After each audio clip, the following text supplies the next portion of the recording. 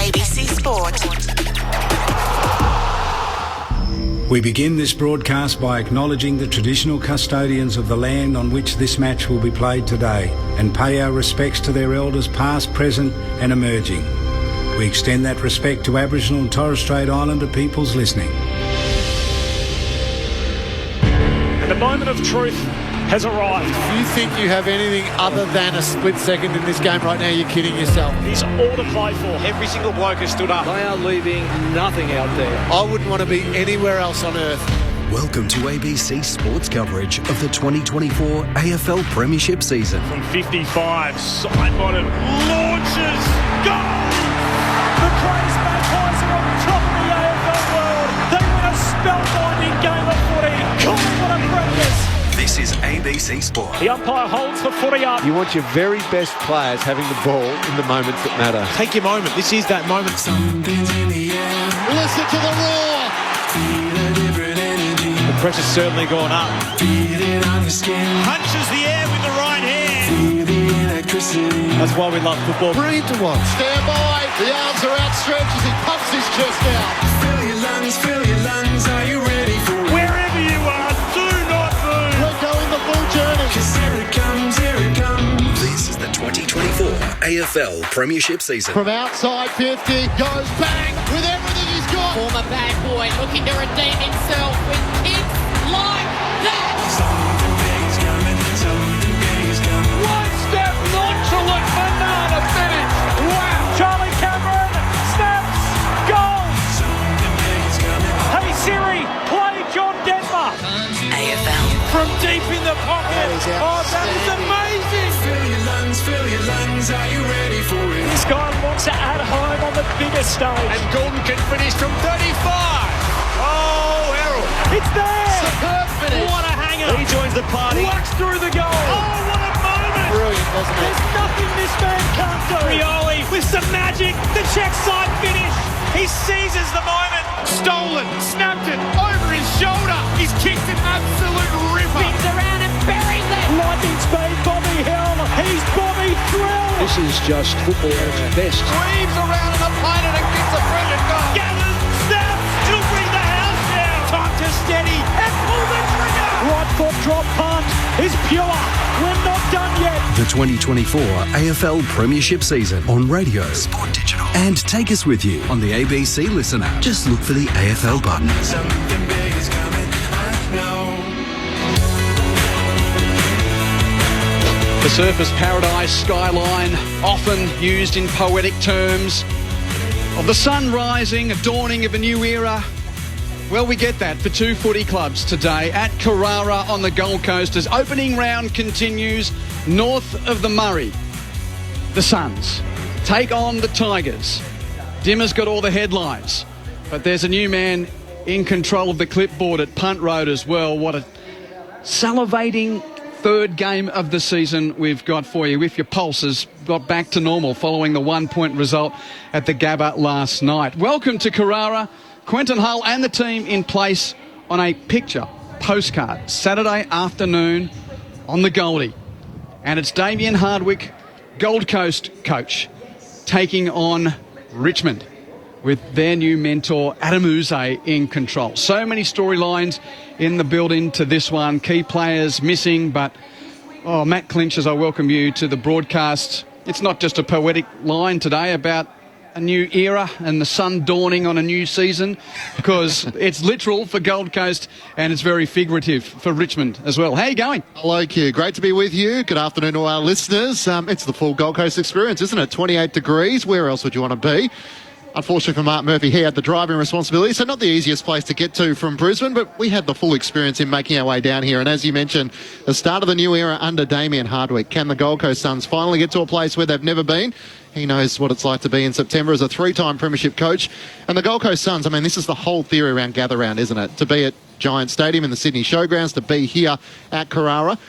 They've only sold out once before. It was against Collingwood, so a chance to do that for the second time. The biggest crowd we've ever had here is over 24,000, so we need the people to show up, and I think they will this afternoon. So, and what will the Tigers look like under Adam Uze? They have no Tom Lynch, no Toby Nankervis, and no Dustin Martin, which is a couple of three key characters to be missing in this Richmond side who hopes to be back up and competing for premierships. But there's a lot to learn this afternoon, isn't there? When does a new coach for Gold Coast outstrip the media attention for a new coach for Richmond? That's just how big the story is. And because it's such a big story, we thought we'd go big with our experts. Not just one, but two number one draft picks with us today. So Mark Murphy, good to see you, having been at the Gabba last night. So you drove down the M1. Glad that you've got the full South East Queensland experience by sitting in the car park that is the trip between Brisbane and the Gold Coast on a Saturday afternoon. Yeah, I certainly have, and I'm happy you said two big figures, so I'll take that in terms of height. Obviously not really on my side, but yeah, look, had the scooters into the Gabba yesterday and then had the 2-hour trip down the highway, stop-start down to the Gold Coast. But as Clinchy said, beautiful conditions and really excited about what we're actually going to see today. Obviously, two new coaches representing their two new clubs, and are we going to see a Richmond-style-esque game style from the Gold Coast Suns underneath Damien Hardwick, and what are we going to see from Adam Uze? So your number one draft pick year was 05. I'll just say about a decade earlier, without giving away his age. Great to have the former Fremantle and D's big man, and now Gold Coast resident, Jeff White, number one draft pick from 1994. There you go. A long time ago. You're looking so well for it, Whitey. Welcome to another season. Thank you, Q. Good to be here, and great to be here with Mark too. And Clinchy, but mate, love your career. So thanks. Very good to be here. I'm just and another Carlton supporter. So add it to the list of the Carlton supporters I've commentated with. But yeah, great conditions. But I was down there earlier, Q, and it is very windy. So today is all going to be about kicking, in my opinion. Good foot skills are going to win this game today. It's very, very blustery. It's not like the MCG where you have the backdrop behind concrete. You go in there. There's underneath this first level, very open. Wind comes through, so it's very, very windy out there. A broad question about your residence here on the Gold Coast and the talk of the town. The word on the street, the big dog coach has had his summer, and now the Suns are talking big. What's it like? Yeah, it is. I ran into Melcheski, actually. He's the runner for the Suns. Ran into him at the local footy club during the week, and he said that we're trying to play that similar game style to the Giants. We need to click and stuff like that. That's where they come from. That's where the Giants have played. That's their mentality, and it's the same with.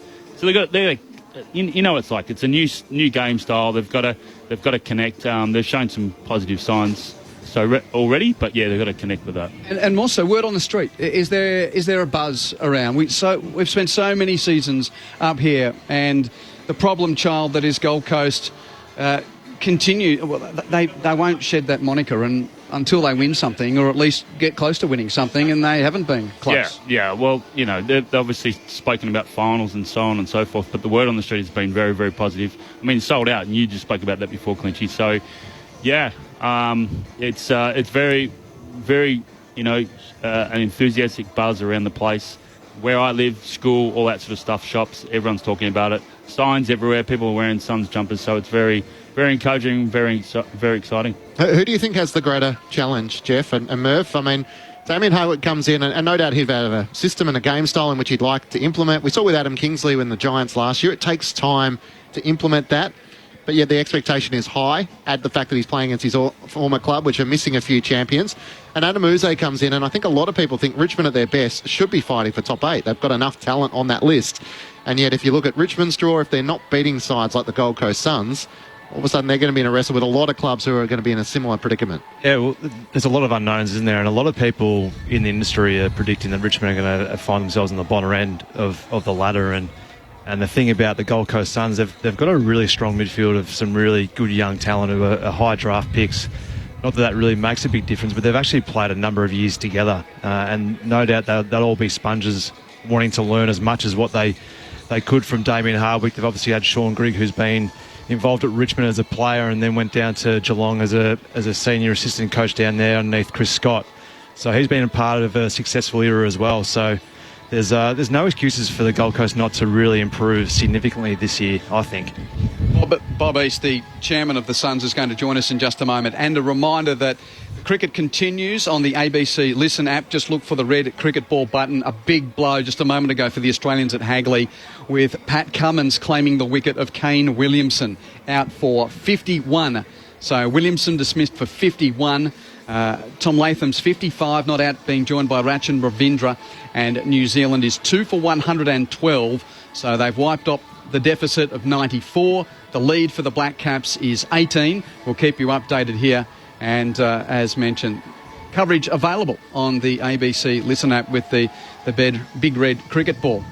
So much has been spoken about Damien Hardwick. I'm going to start, Jeff, with your experiences of your old teammate, Adam Uze, who's been an assistant at Hawthorn and Melbourne, and of course played 271 games at your beloved Demons, and a lot of those were with you. We've got to learn a bit about him, but I'd love just for you to go back to the first time you came across Adam Uze and whether you thought you were staring down a future senior coach. Yeah, look, I don't know. I don't think in the early days, I don't think he was destined to be a coach. I didn't think he was destined to be a coach. Our fellow teammates.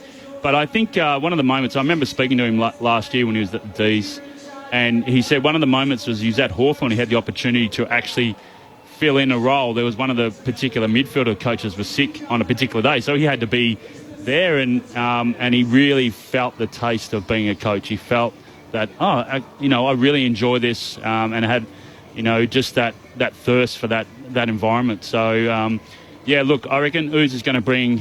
I mean, I noticed it with when he came into Melbourne. His first year, we ended up winning the flag, and what changed for us was our kicking. They brought in those balls, and the kicking was spot on. We started hitting our targets. We started spreading a lot better. And I noticed that in their first game, they actually played, the practice match was against Melbourne. And they were able to put scoreboard pressure on really quickly just by that carry. So I wouldn't be surprised to see a lot of that spread, a lot of that fast play, kicking ability today. And it's going to have to come through, especially with the wind circulating out there at the moment. It's a big story. They are a big footy club, but it is extraordinary to think that their former coach is grabbing more headlines for a club that is yet to make the finals. So 13 and a half years, Damien Hardwick, coach of Richmond, for 307 games, and of course the 3 premierships. Murph, in the modern era, there aren't too many other figures that sort of have resonance around the name. I mean, Alistair Clarkson's probably the other, and we have to go back to the likes of Sheedy and Malthouse in previous eras of the big coaching names. I mean, there's a few that have won a couple of flags, Dennis Pagan, the likes, but if you've won 3 of them at the one club, not many do that. No, you're in rare air, and there hasn't been too many that have won premierships too, and then gone on to their next club and won premierships. So it's been an interesting thing over the last 20 years that those premiership coaches, if they've won 2 and then gone on somewhere else, they haven't necessarily won another flag. So nothing's a given, but I think if you're a Gold Coast fan and supporter, you'd be loving every bit of having Damien Hardwick a part of your footy club. Well, they've been really the talk of the off-season in a lot of ways ever since they signed Damien Hardwick. Great to have the chairman of the Suns, Bob East, join us on a day that, well, Bob, I'm going to take you back to your flight to Italy when you courted the man who's going to be coaching today. Welcome, how are you? Great, thank you, and thanks for having me. Appreciate it.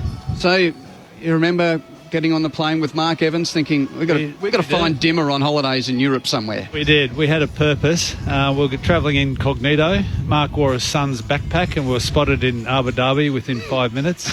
The trip was worthwhile, and jokes aside, we knew that, to your earlier discussion perhaps, we knew we were speaking to someone that had the hard skills, that had the premierships already under the belt, and clearly knows how to coach a side to success. So what we were focused on was the soft skills and, the passion, the competitiveness, the desire to go on and do it.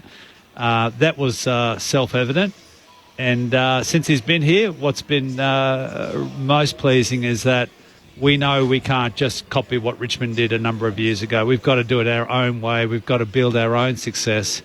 It's a different environment up here, but we can't use that as an excuse. We've got to use that as an advantage, and he's really lent into that. And without dwelling in stories of the past, but I'd just love to get your experience of what's erased the doubt for you, whether it was from those early meetings, whether what you've seen during the summer. There was a guy that left because he was tired and felt like his passion for footy had waned. Yeah. Yet a couple of months later now, he's got perhaps one of the biggest jobs in the AFL. With no disrespect to the rest of the clubs in the competition, your club has been under pressure for more than a decade of not performing, and the money keeps being pumped in. So how do you know that this guy has got the passion to go and pull off one of the biggest jobs that the game demands? You don't really know until you work alongside people. I've operated businesses up here for the last 17 or 18 years. It's not until you get people in the role. I mean, everyone can, get through a process. But when you see the daily grind, when you see that, beyond the media cycle that goes through, when you actually see people turning up early, doing workouts with the team and all those things, which are a lovely addition. But when you see their approach, their daily grind, their endeavour, that passion and that competitiveness that really cuts through, you get some sense that this is right. Now, we know he's going to set up this organisation with good process and good structure. That's sort of in his DNA. But I think we desperately needed someone like this. And if I was being candid, I'd say I think this is a really good opportunity for him as well. I think that this is a new chapter and a new opportunity to do something that, as you mentioned, others haven't been able to do. It's very hard to replicate premierships, but we still firmly believe, and we know this 100%, that we've got the best in the business, and he's showing all of those signs you'd want to see in someone that really wants to take it to the rest of the competition. One of ours. Dare I pick up on something you said there? And I don't think it's any great secret, but if Damien Hardwick succeeds here, he goes from Hall of Fame status to legend status, doesn't he? If he could win you guys a cup, yeah, that's what we're talking about here with this guy. That is it. We've recrafted our mission here. We've stated unapologetically we're here to win premierships for AFL and AFLW. We're here to ignite the passion of this community, and we share in his vision. I mean, he said from the outset he wants to come here to win premierships. He wants to be the first premiership coach for the. So it's beautiful. We actually share his vision. So it's like Malthouse going west. It's like Barassi going to Sydney. All of these types of things. Absolutely. In a very different way as well in non-footy heartland. Yeah, absolutely. And look, the addition to that is it's given us great cut through. This is a hyper-competitive market. We know that. We've got other competitions on the doorstep, and he's given us some profile, and we've been able to amplify that. But I will sort of say we're not looking for him to be the Messiah. If he can do it all on his own, that is absolutely, we will just be praising, every day. But we think we know that we've got the right, but we also know that we've got to get a whole club approach to give him the support and to give him every opportunity to go about what he's setting on doing here. Suns chair Bob East is with us on ABC Sport. Bob, Matt Clinch. We spoke about the sellout here on the Gold Coast. It's the second time in which it's occurred. How big is it for the Code to be here for opening round, and what's the vibe been in the city leading up to tonight's match? Look, opening round is an absolute gem. We're in a marketing-hungry industry here. To get cut through in this market, it's tough. But to have all of the limelight, all of the focus on New South Wales and Queensland, it is perfect for us. There's, look, with my tourism hat on, there's 7,000 interstate people here, which is also good for this town. Yes, all the hoteliers have locked up their minibar because some of them are Richmond supporters, but we are absolutely delighted.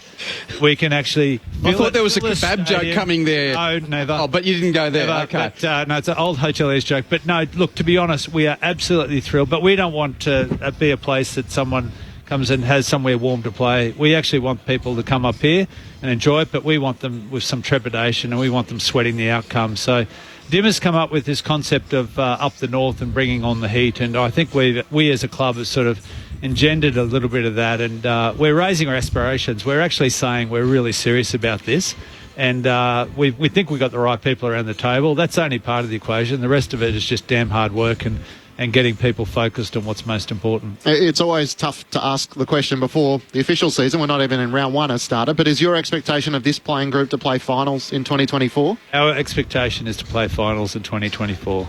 No ifs, no buts. That's what we need to be saying, and that's what we need to be setting about doing. And you've had some great wins from a draft point of view with the Gold Coast Suns Academy. The contract extension for Ben King is all the indicators you're looking for as a chair of a club that the players are really enjoying this environment now? Yeah, I think there's some excitement. I mean, there's no doubt people are walking a bit taller because we think we've now got a really good group of people that can take us there.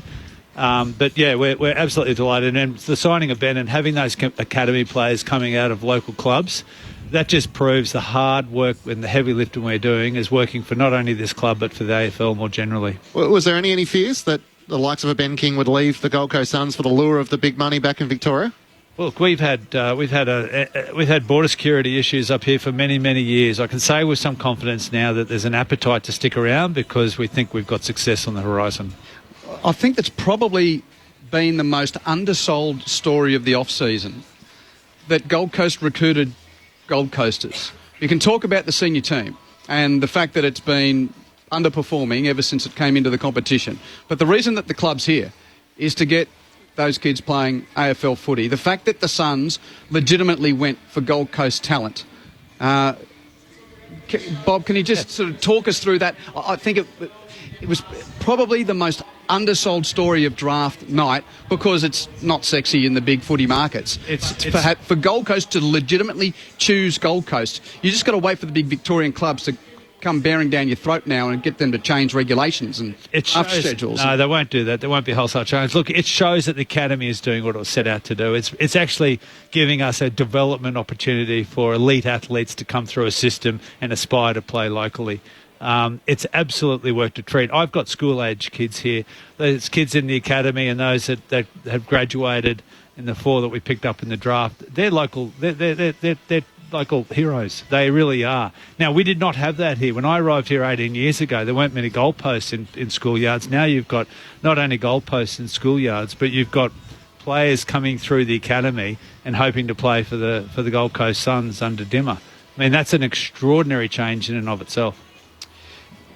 It's a beautiful day for it to start, Bob. Have the CEO and all the commissioners turned up for you today? They've been in Sydney. They were in Brisbane last night. Are they doing the whole tour? Yes. We've got Andrew Dillon down in the...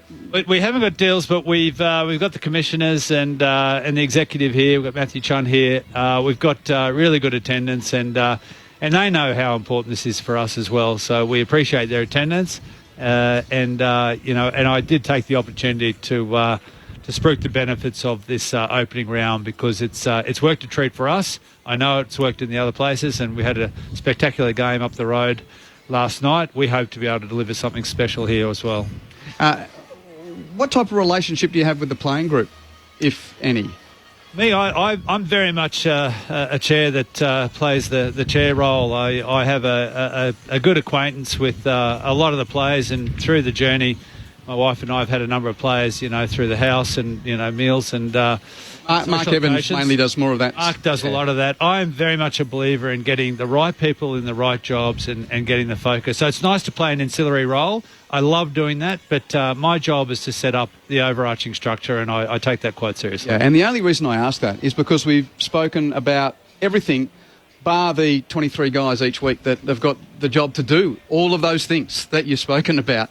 You've got the money set up here, you've got the facilities now, you've got the coach, but if you don't find 23 willing bodies, minds and hearts each week, and dare we say that has been an issue across the journey as well, finding 23 blokes each week that will play for that jumper, that will play for this club. Yeah, no, that is 100% right, and we were hedging on success, to be honest, in 2014, and then we had a few missteps with massive leakage, including captains and others. So we know what it feels like when we can't retain. You've got to be able to retain and attract, and we're finally in a position now where, and it's due to the hard grind of people like Mark Evans that have built that platform and that relationship. So we all lean in on that to certain degrees, but I'm also a big believer in separating the roles of a board and that of an executive. So my job is very much to make sure there's an overarching governance and a structure and a process and a management-led process that's board endorsed. I've got a wonderful board on this organisation, and we're focused on a very, very simple mission, which is to field footy teams in the men and the women's comp that will actually be capable of winning. So no one should be in any doubt about why we're here and what we're trying to do and how we'll go about doing it. Bob, you talked about having the marquee coach, obviously Damien Hardwick, but do you need the marquee player to go alongside that? Because after a period of time, that the young kids who watch and tune in, they're not about the coach, so to speak. They're about the big marquee player. I think we've got marquee players. I think what we will see now is some not only the young talent coming through, but some of our finest players will gain profile. Dimmer's actually, there's no doubt about it, Dimmer has brought more profile to this sport in this community. Absolutely, we can leverage off Dimmer. That's fantastic. I don't think anyone barracks for the chairman, so I think I'll play a supporting role, and we've got a profile. These amazing young men and women. I think we've got superstars there. I agree. I think they're equivalent to some of those that get much higher profile down south, and I think you'll see this year and next they will actually get that focus. Whether they're ready for it or not, that'll be a nice problem to have. Here's a left field one just to finish with. Next week we've got, just a bit over a week away, we've got the launch of the team in Tassie. And I know that your predecessor was never 100% behind it. How are you feeling about another football team coming into the competition? No, look, I endorse it. On the proviso that all of those benchmarks, which were really clearly laid out with stadium and the participation from state and federal government, it is good for the AFL. So I have no hesitation whatsoever. We welcome it. Does it make my job up here different? Absolutely not. We are here for our community. We're here to attract the eyeballs and the hearts and minds of those people in this community. And the fact that there's a Tassie team, it really won't be a top of their agenda, I can well assure you. It's good to see you. I hope you enjoy the first day of the footy for 2024. Gorgeous day for it. It's a beautiful day. We're full. Every single bar, every single hospitality suite, every single lounge, and the stadium is full. I just hope I'm as happy after the game as I am right now. So we're delighted. We're very excited. What's your confidence levels, Bob, heading into the game? They are as high as they can be, which is just above 50%. No, I'm feeling comfortable, but there's some hesitation from all of us in the club. We have high expectations. We hope we hit the ground running. Well, it's a big day for the club. Thanks for your time. Great. Thanks for having me. Appreciate it. Bob East, the chairman of the Gold Coast Suns, and have always been front foot for the majority of their existence when it comes to talking the talk. Murph, about time that they walk the walk. I tipped them today, Murph. I think they'll beat the Tigers. Where are you? Yeah, well, I've tipped them as well. I think that they've got some real talent, and I was impressed with the response from Bob saying then about marquee players, because I think they've certainly got some on this list already that are starting to show some signs. And you talk about guys like Noah Anderson and King being a huge signing. I think that was the one. Not one real positive, but one of the most positive things that I've seen from this footy club for a while is being able to retain some top-end talent, because no doubt there would have been a lot of clubs pushing a lot of money in front of his manager, wanting him to come back to Melbourne, and for him to stay here and sign on, here's a really great endorsement of the footy club. It's the best list profile that an incoming coach could have, because you've got your stars locked away. Let's go down the page. Miller through to 2027, Lukosius to 26, Anderson to 2027, Rail till the end of next year, Bailey Humphrey to 2028, Ben King through to 2026. So they're the massive names. You've got your two ex-captains, two co-captains in Dave Swallow and Jared Witts. They're in the last year of long-term deals. They're your two veterans. Yep. So the new coach can see, are they my guys? Are they still hungry? Are they ready to go? And then about 7 or 8 guys off contract, the likes of, well, Brandon Ellis knows what it's like to be off contract with Damien Hardwick around. He's been there before. Alex Sexton, Nick Holman, Ben Ainsworth, another veteran like Levi Casbolt, who's been so good, Darcy McPherson, who's a guy that, was top 10 in the best and fairest last year. So the stars are locked away. Yep. But you've got a belly of hungry souls working out, will I get a gig next year under this guy? So I think from that perspective... Damien Hardwick thinks so, doesn't he? He thinks he's got 80% of a premiership list right there. I guess we'll get to judge them today as to work out how accurate that is. Great to have your company here at Carrara with the Tigers and the Suns about to start their new eras under new respective coaches. Grandstand AFL on the Gold Coast. Hi, I'm Fran Kelly and it's my favourite time of year, Sydney Gay and Lesbian Mardi Gras. Join me for my new series, Yours Queerly, conversations that celebrate the power of queer friendship and our chosen families. Just who did bring Narelda Jacobs and her girlfriend together? Why is comedian Josh Thomas so traumatised by fish oil? And who are the inseparable pair in the Matildas squad? You'll find all the answers on Yours Queerly. Hear it now on the ABC Listen app. This is ABC Sports coverage of the 2024 AFL Premiership season. AFL. On your radio. On digital. And take us with you on the ABC Listen app. Look for the AFL button. To those just joining us through Western Australia, welcome to Carrara on the Gold Coast. If you are just tuning in, Quentin Hull, Matt Clinch, Mark Murphy and Jeff White, your commentary team, up in the box for the two new coaches to go head-to-head in opening round. Damien Hardwick up front for the Suns, Adam Uze up front for the Tigers.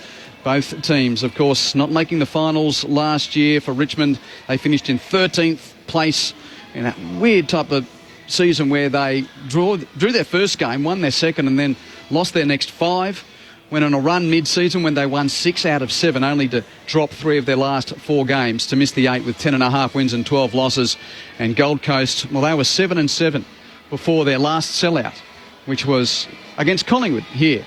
Collingwood destroyed them in the first half hour of the game, and they lost 7 of their last 9 thereafter to finish with just 9 wins for the season. Let's get down to our boundary rider. Michael Price is going to be close to the benches to keep us updated today. And first order of the day is to catch up with Tigers assistant David Teague. Thanks very much, Q. A beautiful day for footy here, albeit a little windy. It is swirling at ground level here at Carrara. I'm joined by Richmond assistant coach David Teague. David, welcome to the Glitter Strip. Thank you. Yeah, no, it's been nice to get out of Melbourne and come up here. Nice warm weather. Yeah, good weather for footy. It is a little windy, as we have said, and is swirling about, which could make ball handling conditions a little difficult. But I wanted to ask you, you're one of the ones who stuck around at Richmond over the off-season. New staff, new faces. Tell us what were the challenges in the off-season? Obviously, probably for me a little bit easier knowing everyone, but for the new guys, just getting around, and I think Ooze has done a really good job, but we've got Chris Newman and Jack Zeeble from a coaching point as well, and we've had a few other staff change. So for them just to understand the Richmond way, get to know the players more than anything, I think particularly Ooze has spent a lot of time doing that, getting to know the players, and I think Ben Runn's been outstanding for him in picking up some of the logistics of coaching and giving him that time just to understand who he's coaching and to get a strong relationship with all across the club. There is that aspect, I suppose, of new faces, new messaging, and that is a refreshing thing for a similar playing group. Oh, absolutely. And I think there's some guys that would probably feel really comfortable in the old environment. As soon as you put a new coach in, they're just on edge a little bit, training drills change a little bit. So I think it's been great for the group. A new voice, new messages. I think hopefully it'll energise, particularly some of the older guys. Younger guys will be pretty energised anyway. But I think for some of the older guys that had been around for a while, I think the past was obviously outstanding, but just the change is something that maybe they've appreciated. The spectre of the former coach obviously looms large tonight. Is that something that's been avoided, or has it been actively discussed within the group? It hasn't actively been discussed. There's probably, the boys have a fair bit of banter, so there's been a few jokes about it. But look, it's another game, round 0, first game of the year. There's going to be lots of excitement for the players just to be playing a proper game. It's windy, it's going to get wet and slippery, I reckon, with the sweat. So it could be a scrappy game. So as long as we're bringing our effort and keep that right up and high, that's going to be key to this game. Okay, obviously big name Dusty Martin out. Also no Lynch, no Nank. But tell us more about those 3 outs. Yeah, look, Dusty was a bit disappointing. He was down to play and then I think he just got a corky in the calf throughout the week.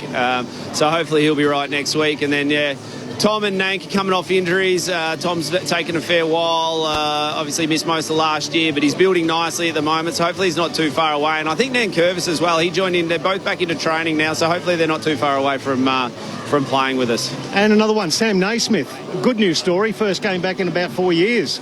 Oh, it's an outstanding story, and that's footy sometimes. That's what you love the most is the stories that are attached with it. And I think this is a great one. Obviously, he went to Sydney, had some trouble with few knee reconstructions, had some adversity off the field as well to deal with, and now you see him back, and he just brings the energy to this group. He's a different cat in the sense he likes his pottery. He challenges the blokes that haven't got that are using paper cups. So he's different. But that's one of the things Richmond does really well. They embrace individuality, and his energy he's brought to this group's been really, really good.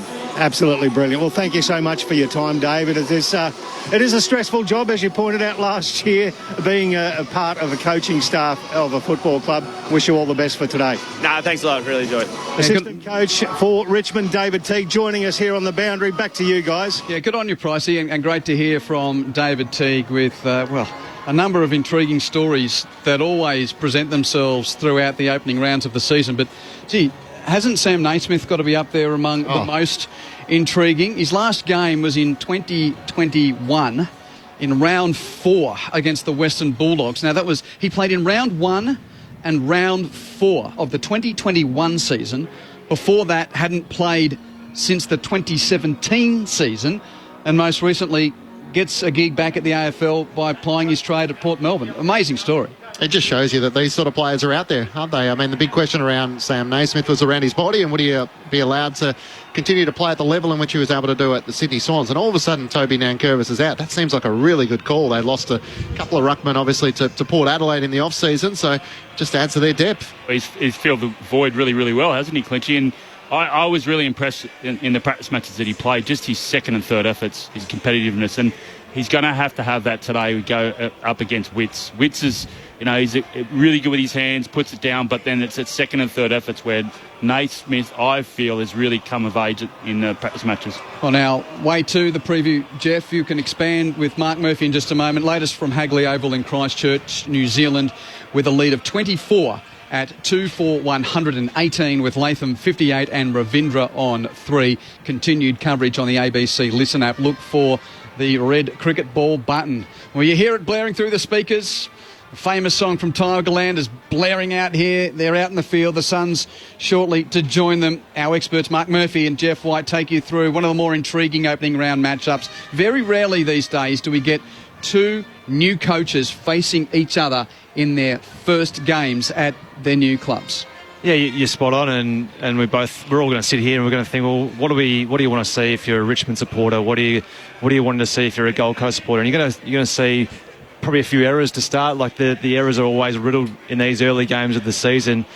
Never mind when you are trying to implement a new game style or a new game plan. So the Gold Coast play the way in which Richmond of old used to play, and that's rushing the ball, getting yardage, getting contest after contest. And what are we going to see from Adam Uze? So it's going to be really exciting to see two new teams who we just saw or heard from Bob, one of the directors at the Gold Coast Suns, talk about their aspirations for the 2024 season, about playing finals. So looking through their list, the Suns, there's enough guys there who've been around now for a longer period of time, have played almost on the precipice of 100 games and have been high draft picks. So they're ready to bounce, and it's a matter of how high they're going to bounce this season. And key position players, not only ruck, but Jacob Kosicki becoming a Tiger for the first time after starting his career at Hawthorn, and Josh Gibcus comes back after all of his hamstring issues. There's three pretty key pillars that we're talking about there in Naismith, Kosicki and Gibcus. It's going to be interesting. Like, you look through their list, and there's obviously quite a few premiership players still on their list when they have won 3 out of the past 6 or 7 years, but there's some real stars throughout there, but there's also some names that we're not too sure about as yet as well, and what they're going to offer, and they're only in their infancy of their careers. So there's going to be some guys who, we're going to find out how hungry are they to try and search and push hard this football club, who have won flags previously, and there's guys who obviously haven't been part of that success as well. And you're going to have, you got Samson Ryan, who's going to be in the ruck, going to go forward. You've got Bolter, who I've been really impressed with the pre-season going forward. So, yeah, you've got that tall timber, you've got that mix of flair and stuff like that. But I agree with you, Murph. With the windy conditions at the moment, two teams trying to play totally different new styles of footy, there's going to be a lot of errors today. So for me, I reckon the side that's going to win is the one that has the poise. And I think when you look at that, maybe the experience goes towards Richmond. But in saying that too, you've got, a great coach at the Gold Coast Suns. So Yeah, it's going to be, I think there's going to be a lot of errors, but I think it's going to come down to the side that's got the most poise and also their delivery inside forward 50 because, they've got, tall timber at both ends. We know Max Gawn has been the dominant ruckman in the last couple of seasons. I mean, it feels like if Jared Witts is going to take that mantle, he should really destroy Sam Naismith today and really make a statement for the Gold Coast Suns and giving them first opportunity in the middle of the ground. Yeah, look, if he can get his... I went and watched that game against Brisbane. I know it was a practice match up in Brisbane. He was so creative, hit the ball in such beautiful spots for his midfielders. It wasn't only in the centre bounce, but all around the ground.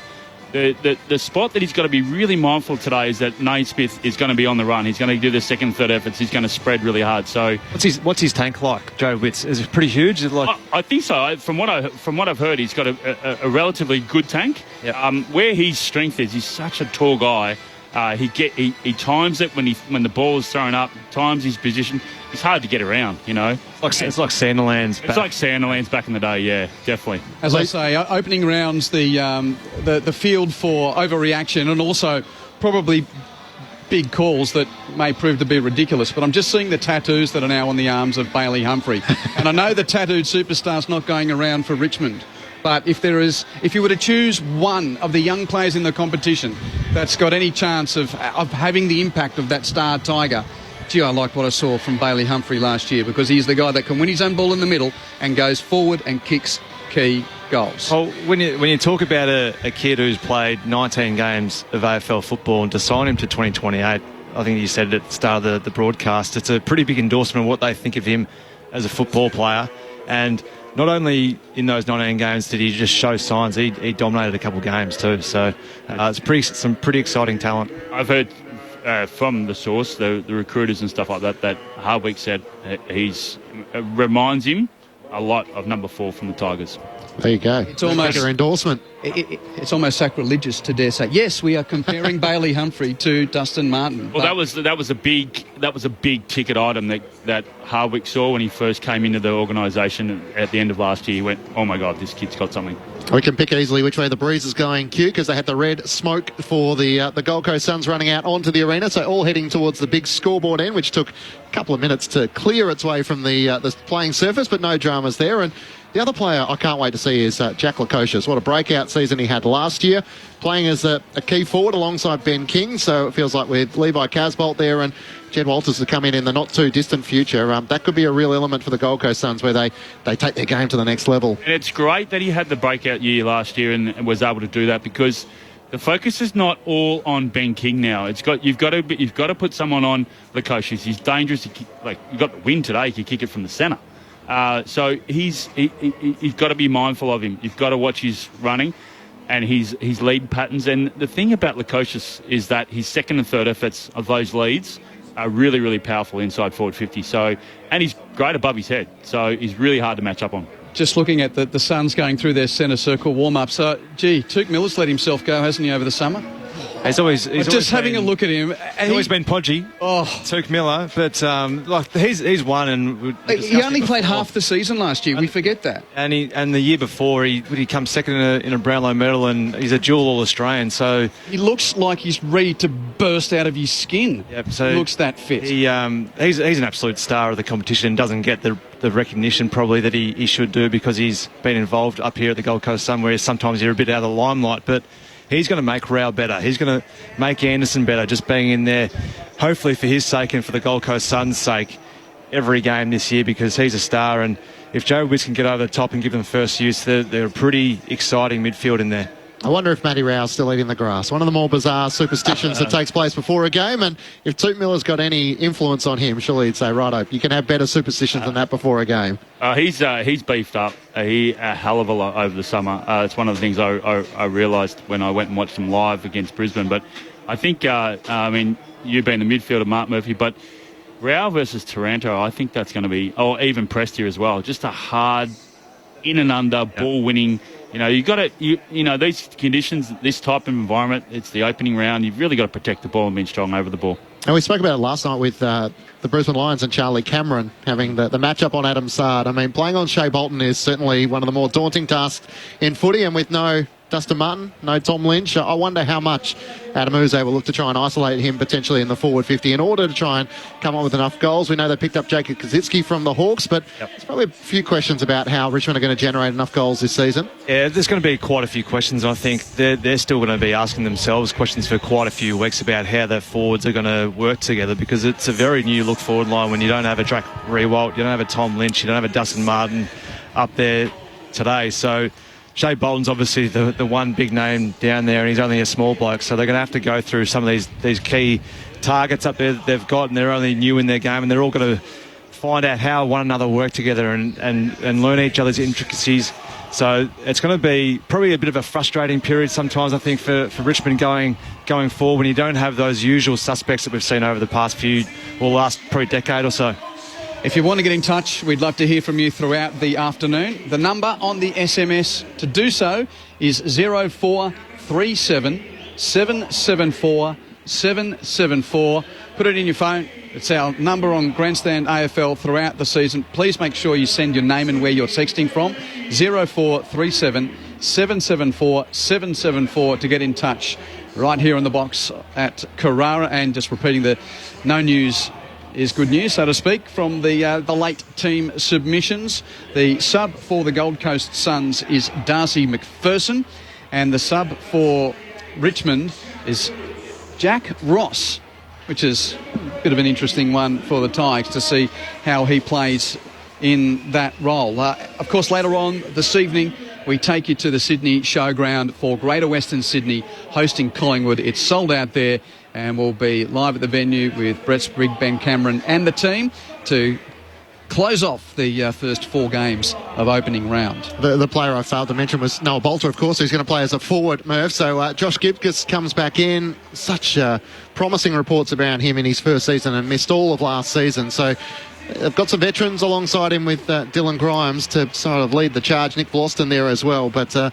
Josh Gibcus is another one who looked very good in the pre-season alongside Tyler Young, the next frontier for the Tigers' defence. Yeah, it did, and it's so important having those senior blokes around them in Grimes and Vlosten, who are both stars in their own right, just to help these younger guys through and position one another. I think it's so important to have some of those senior heads around. Well, if it's sold out, there's a lot of people still waiting to get a pie and chips, because I'm just looking around the venue. There's still a lot of seats available. We've only got a couple of minutes before the bounce. It's just not totally chockers at the moment, but we expect a good atmosphere.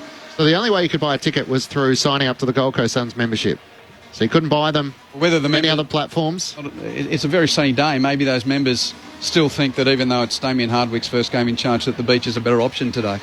Well, they're in the bars, as you said. It does happen making their way out of the bars, yeah. This part of the world.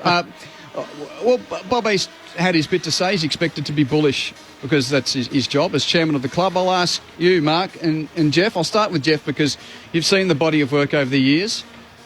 Is this the year that the Suns finally play finals, Jeff White? If they can get their game style, like we've always loved, the Damien Hardwick a la Richmond game style, we've always loved that. That's what he wants. That's his philosophy. If they can connect with that and they can stay healthy, as we've always said, Q, if they can keep their players in the paddock, you know it's like, Mark, you have the same players, predictability for one another. You know he's a left foot, he knows the right foot, you know how he works. They can play finals. Right, that's very amber. Was that yes or no? Yeah, yes, in my yes. But there's got to be. But they will play finals. Yes, they will play finals if you can get. That. I think the question is asked in the good nature that if they have 6 serious injuries, that we forgive you. But i.e., is this list good enough with a fresh mind behind it to get to the top 8? Yes, they are. What about you, Mark? What do you think? I think they certainly are. Yeah, I think that they've got enough talent within their side, and their talent have played a lot of football together now with one another. So I think once you get over those 50 games as a young player, you certainly believe you're more than good enough at the level. And a lot of those guys who are in between that 50 to 100 game period are all their high draft picks, and they've been here for a number of years, and they're here for the long term. And so they're going to buy in more than probably anyone, aren't they? And the whole group's going to buy in because it's Damien Hardwick.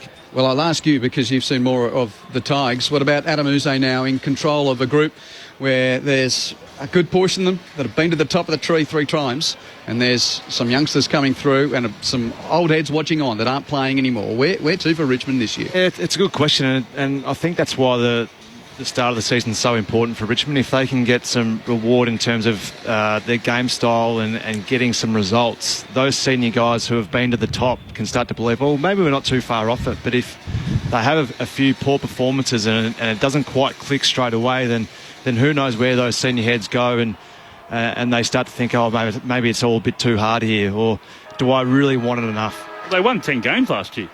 We 10 and a half. 10 and a half, so we seem to forget that. Just before the bounce, how's it feel at ground level, Michael Price? Absolutely. Look, it's exciting down here. Up in the top tiers, they still haven't manifested from the bars, but downstairs, the atmosphere is fizzing. And it is really windy at ground level, favouring the left as you're looking at a cue towards the big scoreboard. Very windy indeed and swirling. A new era for Gold Coast and Richmond gets underway at Carrara. And Matt Clinch opens us up on this Saturday of opening round. It's a Naismith to get things underway as the bounce opens proceedings but flares out to the left, and an anticlimax to kick off things for the Damien Hardwick Cup. Looking to take the Suns to a place in which they've never been. September, while the Tigers under Adamuze looking to bounce back. Witts does the roving himself, takes it out of the ruck, kicks towards Lukosius, can't take the mark. Casbolt tries to knock it on, almost got it to Humphrey. Under pressure, he's knocked off it by Grimes. He flicks it out to Dan Rioli towards the boundary line. Lukosius is happy to take it across. Jaden Short lays the tackle. Short doing the captaincy duties at the coin toss. The Tigers heading to the big screen end in the opening quarter, but it's the Suns who have it in the left forward pocket for this throw-in. Witt sets himself in front. Naismith tries to come in from the side. Naismith is able to win the battle, gets it down to Prestia. Under pressure, hand passes to Dan Rioli, hard against the boundary, kicks over the head of McIntosh, and the intercepting mark is taken by Butterick. The Suns have it at left half forward. And a half from goal. Short pass to his skipper Miller, who takes the grab. 55 from goal. Tuke Miller. Knee injury last year, just the 13 games, but looks really fit to start this 2024 campaign. Kicks in field to Charlie Ballard. Played every game last year, Charlie Ballard. Fourth in the best and fairest. He's near the centre circle as he kicks Gold Coast into attack. Long to full forward, and a nice mark taken by Floston. He was the fifth in to a 2-on-2 and takes it comfortably at fullback for the Tigers. The veteran with a clearing right foot drop punt towards left half back and beyond. In fact, a packet goes beyond them on the wing. Ball to deck, nice little hand pass, and the Tigers come out. Baker with a hand pass to Morris Rioli. Hand pass to Bolton. Runs to left half forward with 1 and 2 bounces beyond 50. 35 out. Shea Bolton dazzles to start the year with a brilliant Richmond goal to open proceedings at Carrara. One of the great sights in yellow and black. And it's taken Shea Bolton only 1 minute and 50 seconds to show some of his best work in 2024. That one-on-one contest on the wing was outstanding from Richmond, but he just sucked. Power's playing on him. Power's playing on Shea Bolton. Great matchup. I think that's good for the Suns, but he just sucked him into the play, got him over, and great finish. Yeah, he held his corridor bias, didn't he? And didn't worry about running to the contest because Richmond had numbers at the front anyway, so there's no point creating more numbers where there's already plenty of your teammates. So smart from Shea Bolton, who just went to the back of the contest and found a lot of space at the back, and that's one bloke you just can't afford to let slip out the back because he's going to finish more than not, even though he's probably had his knockers in front of goal sometimes, hasn't he, Shea Bolton? But he's a class act. One of the most exciting players in the AFL. If he can do it consistently, he'll be part of the Tigers' climb. Witts wins down the tap against Naismith, but straight to Taranto. Kicks the Tigers to half forward. Baker can't take the mark. Good tackle laid as Powell eventually gets the hand pass out for the Suns. Got it to Rao. Kicks up towards the left half forward. Racing back is Gibcus for the Tigers. Slips over though. Lukosius comes charging at him. Gets the hand pass away to Short for Richmond. To McIntosh. He's going to chip it backwards.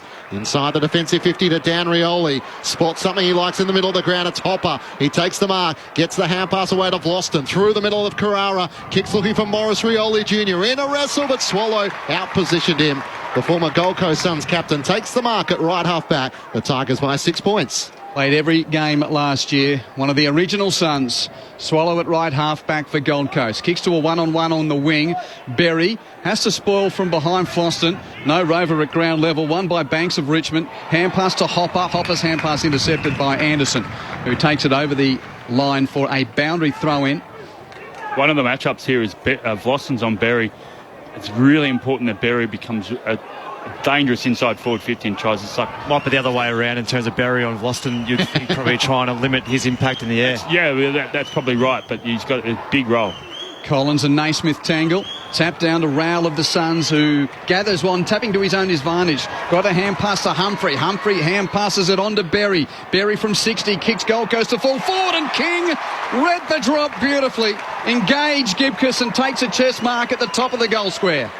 Yeah, it was all due back to the boundary throw in here, and Matt Rowell was just allowed to walk out the front door, and just smart ball use, and then a great kick over the back into the space of King. And love it coming in that quick. That signing news coming just a couple of weeks ago. He's locked up till the end of 26. And Ben King will kick the Suns' first goal of the season from point-blank range to level scores at Carrara. A goal apiece through 4.5 minutes. With that boundary throwing too, Mark, the thing that I'm really impressed with the Suns is the ability to work with each other. Running patterns, trying to get those blocks. That's what Rao was able to get free. But Noah took Miller. They have those running patterns. They were able to set blocks for each other. They're always on the move. We're only just in the infancy of this game, but the contest so far that the Suns are certainly on the move and working in with one another, and that's what you want to see from your midfielders rather than just holding areas. You want to see those guys working in, changing matchups, creating a different look. Who kicks more goals this season, Ben King or Max King? Max had the better year last year for the Saints. I don't know, Clinchy, but I reckon Ben started well. It was a question without notice. It deserved that sort of response, to be honest, as we're in the opening round. So clubs are getting their first hit out. Witts wins the tap back in the middle of the ground. Matt Rowell's onto it. The nuggety Gold Coast midfielder. He kicks out onto the Nerang River wing. Hand pass from Ainsworth. Got it away. The kick up to half forward. Lukosius hits it with speed. Then a worm burner inside 50. Didn't allow Berry too many opportunities, but the pressure is on Hopper. He's tackled by Humphrey, and it was over the shoulder. The free kick going the way of the Tigers. That's centre half back. Jacob Hopper takes it. His kick was over the head of Short. Tries to get the hand pass from Naismith. Missed him with the hand pass. Anderson in for the Suns. Hand pass to Miller. He's crashed into, but gets the kick to Ainsworth. Edge of the centre square. Chips it inside 50, and Berry is pushed forward. He takes the mark, lunging down low. There's that matchup we spoke about. He's been really active already. Boston was trying to work his way back, but you're right, Jeff. He had him out of position, and a chance for the Gold Coast Suns to take the lead for the first time in the match. It was smart forward craft, because there's no point hanging next to your defender if he's in a bad spot. And when the turnover was about to happen, he could sense it. No point just standing next to your direct opponent. Get hard forward, create some space for yourself. Good movement. Tom Berry, the younger brother of Jared from the Brisbane Lions. He had a shoulder injury last year, so missed a lot of 2023. And a chance to strike here for the Gold Coast Suns. Directly in front, 45 metres out. Berry comes in, it's off to the right, and a minor score. So the Suns lead, but just by that behind, they're 1-1-7 to the Tigers, 1 straight 6. We've played 7 minutes in the opening term from Carrara. Even though they messed up that kick, Richmond's still trying to own the corridor, aren't they? Yeah, they have, yeah. See what they're trying to do. It's been noticeable, hasn't it, so far, that everyone who's got a possession in their D50s looks straight towards the corridor. Short just saunters out of the goal square before kicking very long on the inbound to a pack at right half back. 2-on-2. Witts is best there for Gold Coast. Won it. Kicks back to attacking 50. Ainsworth grabs it. 50 metres from goal, Ben Ainsworth. One of the off-contract crew. He's just got a little point to prove to his new gaffer. He wants the shot. Man on the mark's 50 out, and Ainsworth now he dishes off, finds Miller. Just the required 15. Tuke Miller not much closer to goal, though, with Taranto standing the mark still about 49 metres from goal. So Tuke Miller. We think the wind probably going the other way, aren't we? So he's probably a little bit out of his range here. So I wouldn't be surprised if he pops at about 15 out directly in front here. Picked up an All-Australian selection last time he played a full season. 53 metres out, right boot, gives it everything he's got. Just to the near side. And the behind. Prove me wrong, Q. It's a great kick. Yeah, he just adds strings each summer. Murphy's just one of those guys. 1-2-8 to 1 straight. Vlossen receives it from the kick in from Jaden Short. Kicks up the wing. Broadcast side. Hewlin slides in for the Gold Coast Suns. Hand pass to Sexton. Kicks over the head of Humphrey at half forward. A chance of Short to regather for the Tigers. Quick hand pass to Dan Rioli. Under pressure, Young had to ride the bump as the tackle came from Brandon Ellis. The intent clear from the Gold Coast Suns. They're not giving the Tigers an inch. Good balance too. When Richmond had the ball and going to hand pass, they weren't. It's no 2-1. It's all really good balance around those loose balls. Tossed up, Naismith taps it boundary side. Hopper trying to keep it alive. He's taken over the boundary line by Flanders. Michael Price on the boundary. Yeah, just that last shot at goal from Tuke Miller. He did pull it near side, but he had to go for the extra distance. The wind is definitely going to the left, but it is swirling here, and you just get patches that are blowing the other way as well. Unpredictable. Good on you, Pricey. Boundary throw in right half forward for Gold Coast. Naismith won the tap for Richmond, but roved by Anderson of Gold Coast. Clever tap on from Humphrey to Flanders. Flanders kicks to full forward. Floston spoils the pack at the front. McIntosh arrives. In fact, it was Broad arrived, getting tackled very quickly. And a neutral with Nathan Broad and Camden McIntosh seeing the same barber pre-season. Camden's got nothing. Nathan's got probably the number one cut. Jared Witts has also got a shaved head. He wins the ruck contest, pokes at it from 20 metres out, but can't poke it through the major opening. It is a behind. Gold Coast 1-3-9, leading Richmond 1 straight. Travelled 9.5 first term. The beauty of our commentary position here at Corral. We've got the timekeepers next to us and then the Gold Coast Suns coaching crew to the right of them. So looks like Sean Griggs on the phone and Damien Hardwick is sitting in the back row. If you tap the glass, Murph, you could probably tell them what you think. As Vlauston comes through the middle of the ground with his clearing kick out of defensive 50 and Marlon Pickett takes the mark. Pickett looks to come into the corridor as Sexton comes charging at him. A long kick straight down the middle. Down couldn't complete the mark. And Tuke Miller takes it. Kicks through the middle of the ground. Humphrey claims it for the Suns. Hand pass to Sexton under pressure. Got the hand pass clear. Banks slides in for the Tigers. Almost took it back. His hand pass was a little untidy for Kipkiss. And Pickett picks it up once more for the Tigers. Hand pass to Vlauston. Off the outside of the boot, it trickles towards the boundary. On the broadcast wing, Baker gathers. Hand pass over his shoulder. The run of Tim Taranto. Can't take it cleanly. Up against Brandon Ellis. Ellis taps it towards the boundary line. Taranto keeps it in. Did well. Hand pass to Bolter. He's taken high by Collins. And reluctantly, the whistle is blown. The umpires are even wearing caps today. Our field umpire in the middle with a hat on, given the sun of the Gold Coast Saturday afternoon. So Noah Bolter left half forward and 60 out. Promise that we'll see him more in an attacking role this year. We'll see how that plays out. High kick towards full forward and underneath it Ballard. First of many intercept marks for the year. Got a clip over the ear for his trouble as well. It was a bit of a floater and Ballard read it well. Marks at fullback for Gold Coast. Conservative pass to Alex Sexton. He's a guy that's also been given the switch from one end to the other. Expect to see a former two-time leading goal kicker for the Suns across half-back more this year. Chips a short pass to Anderson. Anderson chips to Ellis. And the ex-Tigers at right half-back for Gold Coast as the Suns are conservatively holding onto the ball here on the half-back line. Ellis chips infield to Sexton. Marks plays on, got dumped after kicking. We'll get a free kick downfield. It was marked by Collins anyway. And the Suns play on. Collins with a hand pass to Miller. Miller's hand pass infield doesn't find Ellis. He has to kick it off the ground to get it to attacking 50 for the Suns. On the deck, gathered by Humphrey. Tackled from behind by Pickett. Put off his kick a little. But Ainsworth gets to the drop and marks on his chest hard on the boundary line. 35 metres from goal in the right forward pocket. Just on Sexton, it's been a great choice to go back. He's a good decision maker and uses the ball really well. He seemed to be one of those blokes who was out of favour a bit, wasn't he? Even though he was performing quite well and when he did play at AFL level. So smart option, put him to a half-back flank because you're right, he does make good decisions. Ainsworth chiselled a pass infield, very short ball. Mal Roses has taken the mark. Only about 5 metres further infield. Same distance out. Left foot snap punt from Roses. Oh! The smell is sweet for the Suns. Beautiful finish from Malcolm Roses. And Gold Coast lead by 9 points. Nonchalant 2 steps infield, left foot from 40.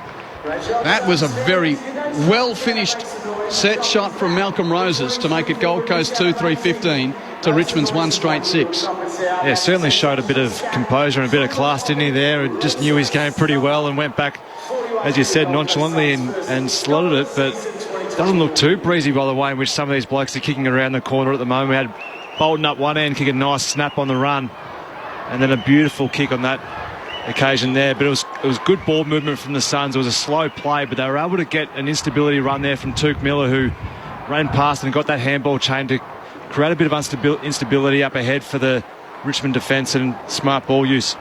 Mark Murphy with you on ABC Sport. The inside 50s 8-3 the way of the Gold Coast Suns early here. Rowell tries to break out of a tackle. Gets the hand pass to Levi Casbolt, who's having a run in the ruck. Kicks towards Berry and Vlosten. Neither can take the mark. Ellis tries to knock it on into the path of Berry. Can't take it. His opponent Vlosten dives on the footy. And players dive on top of him. The umpire will ball it up 50 metres out from the Gold Coast Suns goal. Done for the day in Christchurch, Clinchy. New Zealand 2 for 134 in their second innings, so that's a lead of 40. Stumps day 2, Kiwis leading by 40 at 2 for 134.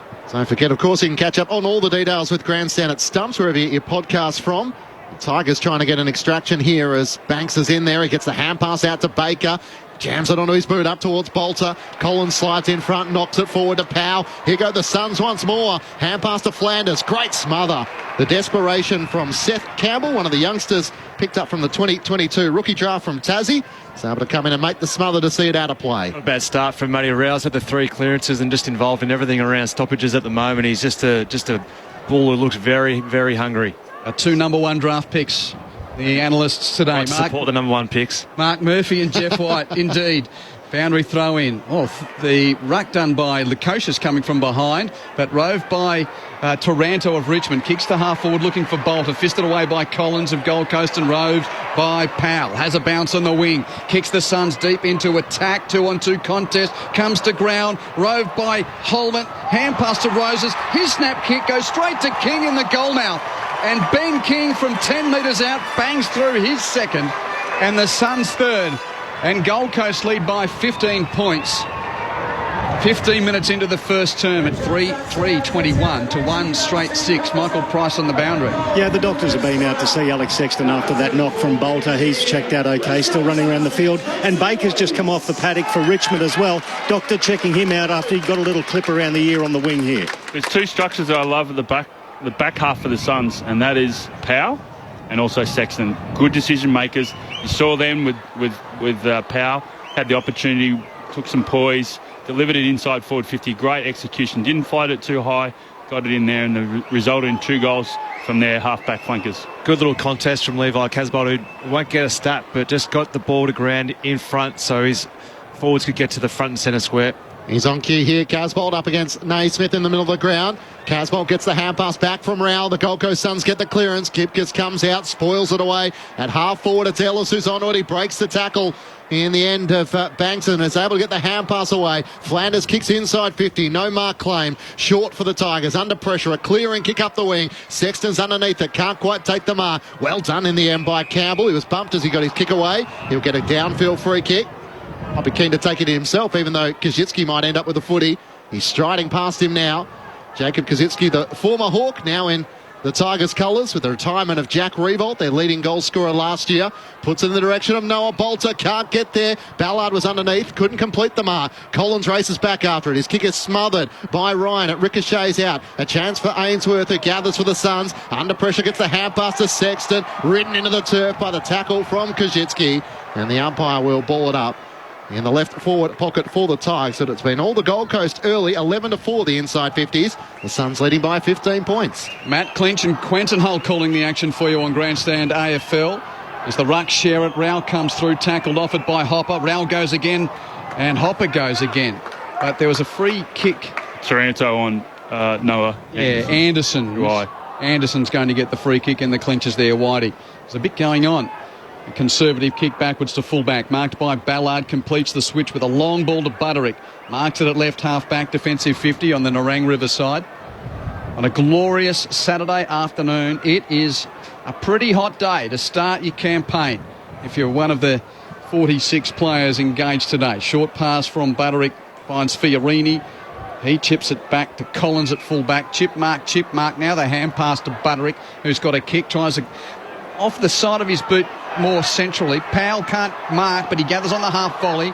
Got a hand pass under pressure to Ballard. Ballard's hand pass comes unstuck. Good pressure from the Tigers. They've earned a ball up as Kazitsky makes the tackle on Anderson. So the Suns tried to work their way out of defence, but it's a 50-50, 55 metres from the Richmond goal. Thrown up, Naismith late to arrive up against Lukosius. Wins down the tap. A chance for Ainsworth. Can't take it cleanly with Hopper coming the other direction. Noah Anderson gathers for the Gold Coast Suns. Kicks up the wing. Out into space. Berry one direction. Vlosten the other. Berry clever tackle on to Flanders. He's knocked out of it by Prestia. Clears a path for Vlosten. He kicks a high ball up towards half forward. Kajitsky flies. Powell in front. Campbell stayed down. He blazes away inside 50. And Collins read that well. He was loose in defence. He takes the mark for the Suns. Kicks out towards Fiorini. He gathers at left half back. Has the support. Butterick gets the hand pass over the top, although kicked it straight to Morris Rioli. The Tiger pinches it. Gathers for the Tigers. Kicks towards half forward. Bolter marks. He's still outside 50. Into the pocket. He misses Ryan with his kick and puts it out on the full. A free kick going the way of the Gold Coast Suns in the left back pocket, and the shot on the big screen of Adam Uze with his arms crossed. Michael Price on the boundary. Yeah, Liam Baker just reappearing on the boundary line, ready to go back on after getting checked out for that head injury. Looks like he's okay. Thanks, Pricey. Power with a great kick to centre half back, marked by Humphrey. Hand passes to Flanders, kicks deep to half forward. Bury the target, it's beyond his head. And he gathers near the boundary line and breaks the tackle. Kicks towards full forward looking for King. Spoil came from Gibcus at the last minute to ground level. Up lets them play. King with a hand pass to Lukosius. Lukosius snaps the goal from 30 metres out. Big Casbolt was a part of the action there as well for the Suns. But it's Jack Lukosius with the finish, and a fourth goal for Gold Coast in the opening 20 minutes. Suns 4-3-27, Tigers 1 straight 6. Pricey? Yeah, mate, sorry. Just having a look at the bench there, I thought there was more activity than there was, but Shea Bolton is actually gesticulating wildly towards somebody on the forward line. I think they want to get Bolter off, and he's finally acknowledged them and taking his time to get off. What about a kick from Powell? Beautiful. From the out of bounce and the full, to have the courage and the will to go through the corridors, a 55-metre kick, and just laced him out, and that just opened up the entire ground. Hit outs 10-2 the way of the Gold Coast Suns, so that's one of the challenges for the Tigers. Without Toby Nankervis this afternoon, we're going to have a 6-6-6 warning against the Tigers. Players just a little slow to get in position. Witts up against Naismith. Witts wins down the tap into the path of Noah Anderson. He bursts away from the middle, looks inside 50, driving kick in the direction of Lukosius. He takes it on the second bite. Directly in front, 20 metres out. And after the Tigers kick the opening goal of the match, the Suns have kicked the last 4 and a chance to make that 5. Let me talk about that set play in that centre bounce. It was unreal. So they got Rao up at the 12 o'clock. He was just muscling up as a block. Noah Anderson came around the left-hand side of Witts. Witts obviously has to win the tap, but a beautiful setup in the centre bounce just then. Jeff White was loving the work in the middle of the ground. Here's Jack Lukosius. Can he finish the work directly in front? One already, shooting for his second. From 20 metres out, he puts through another one. And the Suns are making a statement here in the opening term. The last 5 goals of the match to stretch it out to a 27-point advantage. 5-3-33 to the Tigers, 1 straight 6. Jackson Lukosius with his second. Michael Price on the boundary. Nathan Broad's just come off the paddock for Richmond. He's just changing jerseys or jumpers. He's just copped a little bit of a clip underneath the chin, a bit of a blood rule there, but he's just coming back on. And why that's so smart, Whitey, is because Matt Rowe's had 4 clearances already. So they would be thinking, well, he's going to be the go-to here. He's just bodied up and just created some space, created a nice little lane for Noah Anderson to run into. And as you said, it's all relied upon your ruckman getting there and getting the hit right. But when you're Jared Witts and you're as big as what he is, and he's been grabbing the ball out of the ruck so far today, he's really giving first use to his midfielders. Centre bounce. Tigers need something here, and they'll get a clearance with an up and under kick from Bolton going towards half forward. 2-on-2 contest, ball to ground level, won by the Suns. Butterick hand passes backwards to Sexton, hands to Hewlin, hands to Flanders at right half back D50, kicks it towards the wing, doesn't find a target, and Broad's first to meet it for Richmond. Happy to see it over the boundary line for a throw in. 5-3-33 plays 1 straight 6. The Suns with the jump in the first quarter under Damien Hardwick. And something to chew on for Adam Uze in his first term in charge at Punt Road. That's a wobbly throw-in, favours Naismith. Wins it, gets tackled immediately, loses it. Ball goes over the boundary line. I like the move with Shea Bolton into the centre. He got the clearance just before and nearly got the clearance in. So They need some energy around there, don't they? At the moment, the Suns are just controlling every stoppage. The midfielders are running right at the moment in terms of their possession-wise as well against the Richmond midfielders. Speaking of energy, I think the boundary umps need them. There's a couple of shallow throw-ins throughout this round. That's a better one on the wing. Witts beautifully taps down to Miller. Clearance Suns. 1-2 hand pass with Flanders. Wow. Miller smacks it into the chest of King with a stab pass of precision. 20 metres upfield, and the big forward says the service gets no better than that. Bit of a midfield training drill, that one, wasn't it? Oh, it was just the starting positions. And that's what Richmond's got to focus on, touch and feel. When they get out and they're getting inside forward 50, really easy at the moment. 40 goals last year, Ben King. 2 in the opening term of 2024. 48 metres out. Bit of a stuttering approach. That didn't look great with the approach. He's pushed it right. You reckon, Whitey? Not his best run in? No, it wasn't. No. Behind 5-4-34, plays one straight 6. Got the journey easily, but just stuttered a bit before the man on the mark. Dan Rioli looks to bring the Tigers back into play, sends it long towards Ryan and Bolter. Noah Bolter in front can't complete the mark. Yulin gathered. Kick was smothered by Broad. Ricochets out to Miller. Inside 50. Lukosius is outnumbered and in front short. He is able to take the mark for the Tigers. Hard against the boundary line in the left back pocket. The Gold Coast Suns 5-4-34 to the Tigers 1 straight 6. That's after Richmond kicked the opening goal of the match. Jaden Short kicks as long as he can. Bolts to the target once more. Nudged underneath by Witts, who takes the mark. The Gold Coast Suns, Ruckman has it between wing and half forward. Powell just comes on from the bench and almost got the footy. He wasn't all that keen for it. So Witts swings onto his left-hand side, drives it towards Ben King, who flies in the pack and can't take the mark. McIntosh to the Tigers, hand pass to Marlon Pickett, links up with Shea Bolton at the left half-back, not a lot of options, so has to jag back to his right and then blazes away straight to Will Powell, who didn't have to move to take the intercepting mark for the Suns on the wing. Concerning signs for the Tigers early here as Powell chips infield to the sunshine near the bullseye. Swallow takes the mark. The veteran Sun completes the switch to the Nerang River side. Lateral kick looking for Butterick. Great work, Morris Rioli to spoil. He's outnumbered though. Ballard arrives for the Suns. Taps it back to Butterick and then shepherds Rioli away from the ball.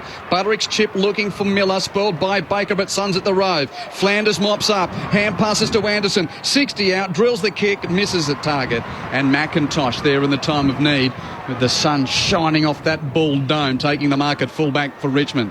Kicks it to Short. Hand passes back to McIntosh, not in a great position. McIntosh gives the problem back to him. Short's clearing kick is intercepted by Flanders. 60 out. Kicks back to full forward. And Gibcus, luckily for Richmond, is there to be able to take the mark after they stuffed up the previous exit clinching. Pick 9 back in 2021 for the Tigers. Josh Gibcus back in 2024.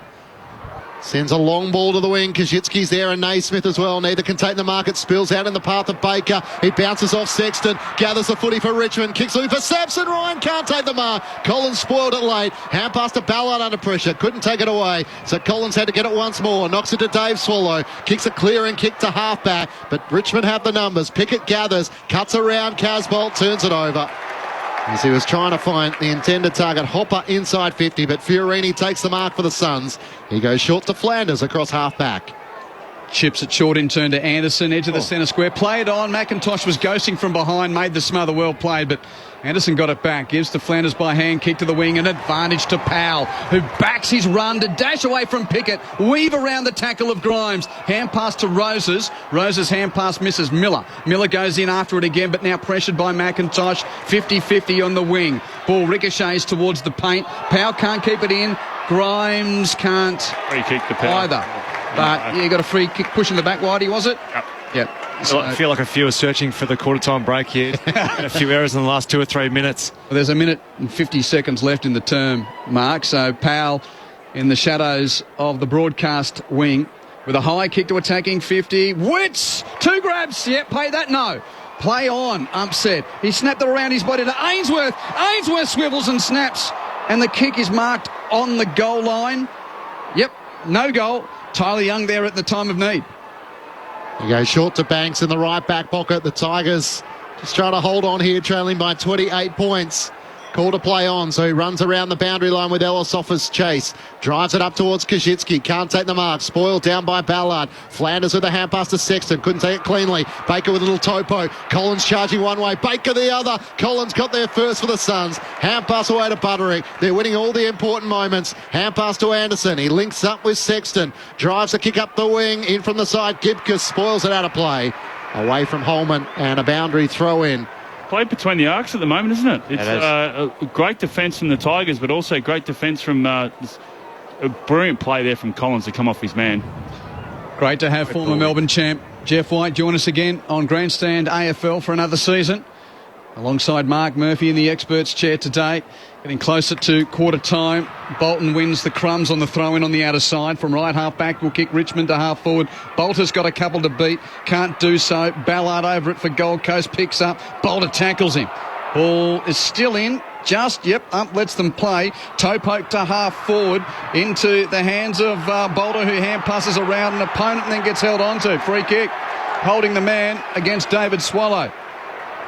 And this gives Noah Bolter a chance close to the quarter-time siren to kick a much-needed goal for Richmond. Wonder if anyone will get the message out to him. There's only 20 seconds. Just take your time. And well, what do we got? I think the shot clock's... Well, you're the basketball man, Whitey. I think he's got 3 seconds extra on the shot clock than the game clock, so he can take his whole lot of time. He won't. He's going to kick now from 50, and he's missed everything to the left, out of bounds on the full. Deployed forward, still kicking like a backman, they'd say in the classics. And that is quarter time. And a quarter that's been dominated by the Gold Coast Suns. They go to the first Oranges 28 points in front at 5-4-34 to 1 straight 6. Richmond kicked the opening goal through Shea Bolton after 90 seconds of play. But thereafter, the Suns with 5 unanswered. A couple to Ben King, a couple to Jack Lukosius. Malcolm Rosas has kicked a goal as well. Quarter time at Carrara. Gold Coast 5-4-34, leading Richmond 1 straight 6. Later on today, it's Greater Western Sydney and Collingwood at a sold-out Sydney showground to complete the 4 games of opening round. We've just gone to stumps in the second test, day 2 at Hagley Oval in Christchurch. New Zealand has a lead of 40 at 2 for 134, with Tom Latham 65 not out and Rachin Ravindra to resume on 11. Earlier, Australia established a lead of 94 by making 256 in its first innings. Marnus Labuschagne top scoring with 90. He was caught brilliantly by Glenn Phillips in the gully. Matt Henry claimed 7 for 67 for the Black Caps. So Australia 256 in reply to 162. So a lead of 94, but New Zealand has erased that deficit and now leads by 40 at 2 for 134. And a reminder, the ABC Listen app and the red cricket ball button is where you can hear all of that. We'll be back for day 3 at 8:45 Australian Eastern Daylight Time tomorrow. Meanwhile, here at the footy, it's the Suns leading by 28 points at quarter time. You're hearing it all on ABC Sports Grandstand AFL. Muhammad. The ABC presents a new drama series that takes you behind the walls of the sacred. Baba, I should be your VP. You put yourself above the Almighty Creator. And into a story of family, love, secrets and betrayals at a Sydney mosque. Love's not a bank loan, Asa. Never needs to be repaid. The ABC's groundbreaking new drama, House of Gods. Sunday nights on ABC TV and streaming on ABC iView. This is ABC Sports coverage of the 2024 AFL season. Every match on the ABC Listen app. Look for the AFL button. Ball to deck, nice little hand pass and the Tigers come out. Baker with a hand pass to Morris Rioli. Hand pass to Bolton, runs to left half forward with 1 and 2 bounces beyond 50. 35 out, Shea Bolton dazzles to start the year with a brilliant Richmond goal to open proceedings at Carrara. Powell has a bounce on the wing, kicks the Suns deep into attack, 2-on-2 contest, comes to ground, roved by Holman, hand pass to Roses, his snap kick goes straight to King in the goal mouth. And Ben King from 10 metres out bangs through his second. Bury the target, it's beyond his head. And he gathers near the boundary line and breaks a tackle. Kicks towards full forward looking for King. Spoil came from Gibcus at the last minute. to ground level. Up lets them play. King with a hand pass to Lukosius. Lukosius snaps the goal. Witts wins down the tap into the path of Noah Anderson. He bursts away from the middle, looks inside 50. Driving kick in the direction of Lukosius. He takes it on the second bite. Directly in front, 20 metres out. Here's Jack Lukosius. Can he finish the work directly in front? One already, shooting for his second. From 20 metres out, he puts through another one. The 2024 AFL Premiership season. On your radio. ABC Sport Digital. And on the ABC Listen app. 19 inside 50s to 9 in the first quarter for Gold Coast. Sees the Suns leading 5-4 to 1 straight. A 28-point lead for the locals after the first term in charge for these two teams under new coaches. Quentin Hull and the team welcome you back to a sun-drenched Carrara as we continue opening round on the national broadcaster. 2 goals to King, 2 goals to Lukosius. Suns 5-4-34, Tigers 1 straight 6. Mark Murphy and Jeff White with their analysis of the opening half hour of these two teams' seasons. Well, you talk about the inside 50s there, Q, at 19 to 9, but the biggest stat I like to look at is uncontested marks, and it's 29 to 11 in favour of the Suns. Yep. It shows that the spread. It shows they're low in their eyes, they're hitting their targets, they're moving. And a lot of that's come from obviously the back half, but they're using the ball really well. And we spoke of that before we went on air. Because of the blustery conditions, you need to hit your targets. Yep. That's allowing them to go inside forward 50 19 times. It tells you two things, doesn't it? It tells you that they're willing to run and they're willing to hit those kicks.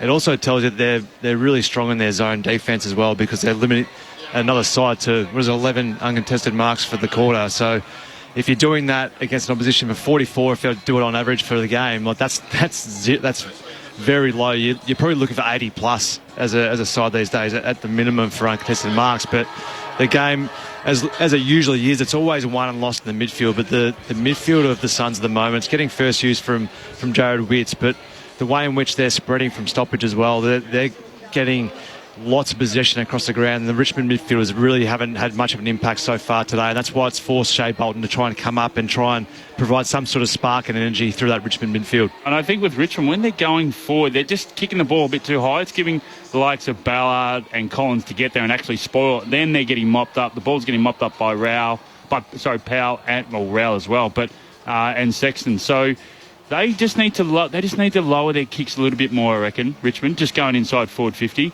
Get the leads, get the, Bolter and Kaczynski, get them leading up, get a little bit more dangerous in that sort of sense. But it all starts in that midfield, and we've seen already how important Rowell and the way they've set up with Took Miller, just their spread from stoppages has been much more superior. So there's a lot of work on Hopper and Taranto and Prestia in the midfield for the Tigers. Flanders with 11, Anderson 9, Powell and Miller 8. They're the individuals for the Gold Coast Suns. Richmond led by Jaden Shorts 7. 6 for Floston, 5 for Bolter, 5 for Baker, 5 for Hopper. Overall, Gold Coast has had 110 disposals to Richmond 64. And just throw in there Noah Anderson with 4 clearances, Matt Rowell with 4 clearances, 2 for Jared Witts, while the only one with multiples for the Tigers is Taranto and Prestia. Yeah, that's a stats board that looks like 5 goals to 1 in the first term. Tigers with some questions to be answered as we get into the second term. Matt Clinch. Witts to get things underway against Samson Ryan. And it's Witts who once more wins down the tap. Rowell pushes off his opponent. Another clearance to him. Put him down for 5. Looking for Ben King. It's over his head and Tyler Young as well. Lukosius crumbs it. Hand pass to Holman. Around the body. Stop the clock. 14 seconds it took for the Gold Coast Suns to kick a goal. They're 6th of the match. They've had games where they've looked like rock stars, but I'm not sure they've ever transitioned as well as they have in a quarter and a bit. 6-4-40 to the Tigers, 1 straight 6. And Nick Coleman happy to get on the end of 1. I think we only just spoke about the centre bounce for Richmond 14 seconds ago. That's the key, and there it is on show. That midfield set up for the Suns at the moment. Richmond need to they need to go one-on-one. They need to set this up. They need to block it up. And it starts with a ruck too. Naismith's got to jump straight into Witts. He's got to neutralise this ball, bring it into that little circle there. Hey, Murph, the one thing that we can say to Richmond fans, you're feeling just like the Carlton fans were at this time last night. It's all not doom and gloom, Hugh, but I tell you what, it's a long way back from exactly where Carlton were last night. It's not quite 46 points yet. No, not yet. It's looking very much like what we saw at Carrara last night. At the Gabba last night, a dominant start from the hosts. Centre bounce, another clearance to Gold Coast. Flanders with a hand pass to Miller. Miller kicks long to a pack. Nice ball made by the Tigers defence. Prestia mops up. Exiting kick goes straight back to Flanders. Marks at 60 out for the Suns. Pumps to full forward. King out the back. Used his body to protect the drop. Almost took the chest mark. Young did enough to spoil. Still alive in the goal mouth. Tigers will clear. McIntosh with a boot deep in time of need, which, well, was that deliberate? He's going to call it, yeah. Yes, it was. It was a 60-metre clearer. You'd probably take that. It's gone beyond immediate danger, but a free kick to Roses at left half forward. Powell, should I say, at left half forward. Comes inboard and Fiorini takes the mark. He's still 2 kicks out from goal, heading to the scoreboard end in this second quarter. I thought you were facetiously saying, welcome to Richmond fans being back with the rest of the field when you're no longer a dynasty side. Long kick towards Casbolt. Can't take the mark. Grimes, impressive bodywork. He's able to reel in the mark 15 metres out from his defensive goal. The Suns leading by 34 points. Kicked 5 goals on the trot. Make it 6, actually, after the Tigers kick the opening goal of the match. Floston takes the mark from Grimes. Kicks it around the broadcast side, and Tim Taranto takes the mark. The best and fairest winner for the Tigers last year. What an impressive season he had in the back end of the year. He veers out to his right, pokes the kick looking for Prestia, missed him, and lands in between he and McIntosh. Intercepting mark taken by Fiorini for the Suns. Feeds the hand pass to David Swallow. Kicks up towards Casbolt, uses his body as a battering ram. Gets rid of Grimes. He's just inside 50. King's long in the goal square. He looks up towards him, puts it towards the top of the square. King with Pickett coming from the side. Can't take the mark. Holman throws a boot at it, misses to the left-hand side. After kicking the last goal of the match. Suns leading by 35 points. 3 minutes gone, second quarter. Levi Casbolt continues to be one of the charming stories of Gold Coast. The way he has contributed since being discarded by the Blues has been something else for this footy team, to the point that Mubyo Chol had to go to Hawthorn to explore senior opportunities. Long kick in from Floston to a contest at right half back for the Tigers. Won by Grimes. Hand pass for Taranto. Had a fumble. Gathers back again. Gives to McIntosh. All this under pressure. His hand pass forces a fumble from Campbell. And so too Tommy Dow in that. And Thompson Dow sees it over the boundary line for a throw-in. He's an important cog, Levi Casbolt, because he frees up Ben King, because otherwise, if he's not there as another big key target, they're just going to double team him. So what they've done really well today is really isolate one another's matchups. Throw-in is shallow, very. Dow wins it for Richmond. Hand pass to Naismith. Hand pass inboard to Dan Rioli. Bursting off half-back, weaving past a tackler. Has a bounce on 60. Squaring kick, marked by Kazitsky, diving to his chest. 40 metres out from goal, and there's just a little bit of a sprinkle of the Dan Rioli magic that we've seen over so many years, giving the Tigers a shot at goal here. Yeah, great football, great clearance work, and then great run from Dan Rioli, who just sniffed that there was going to be an opportunity, they were going to win the stoppage, and the last thing you want to do is let Dan Rioli get goal side of you as a forward, and great follow-up possession, and then great skills to hit the target. Kazitsky looking for his first goal as a Tiger from 45. Puts it to the left, won't have the journey. It pitches, well, it doesn't pitch. It comes off hands near the behind post and out of play for a boundary throw-in. Suns by 35 points, early stages, second term. Well, it shows you the work rate of the small forwards. That Rioli, he's not getting on to much of those balls off the half back. So credit to the Suns there.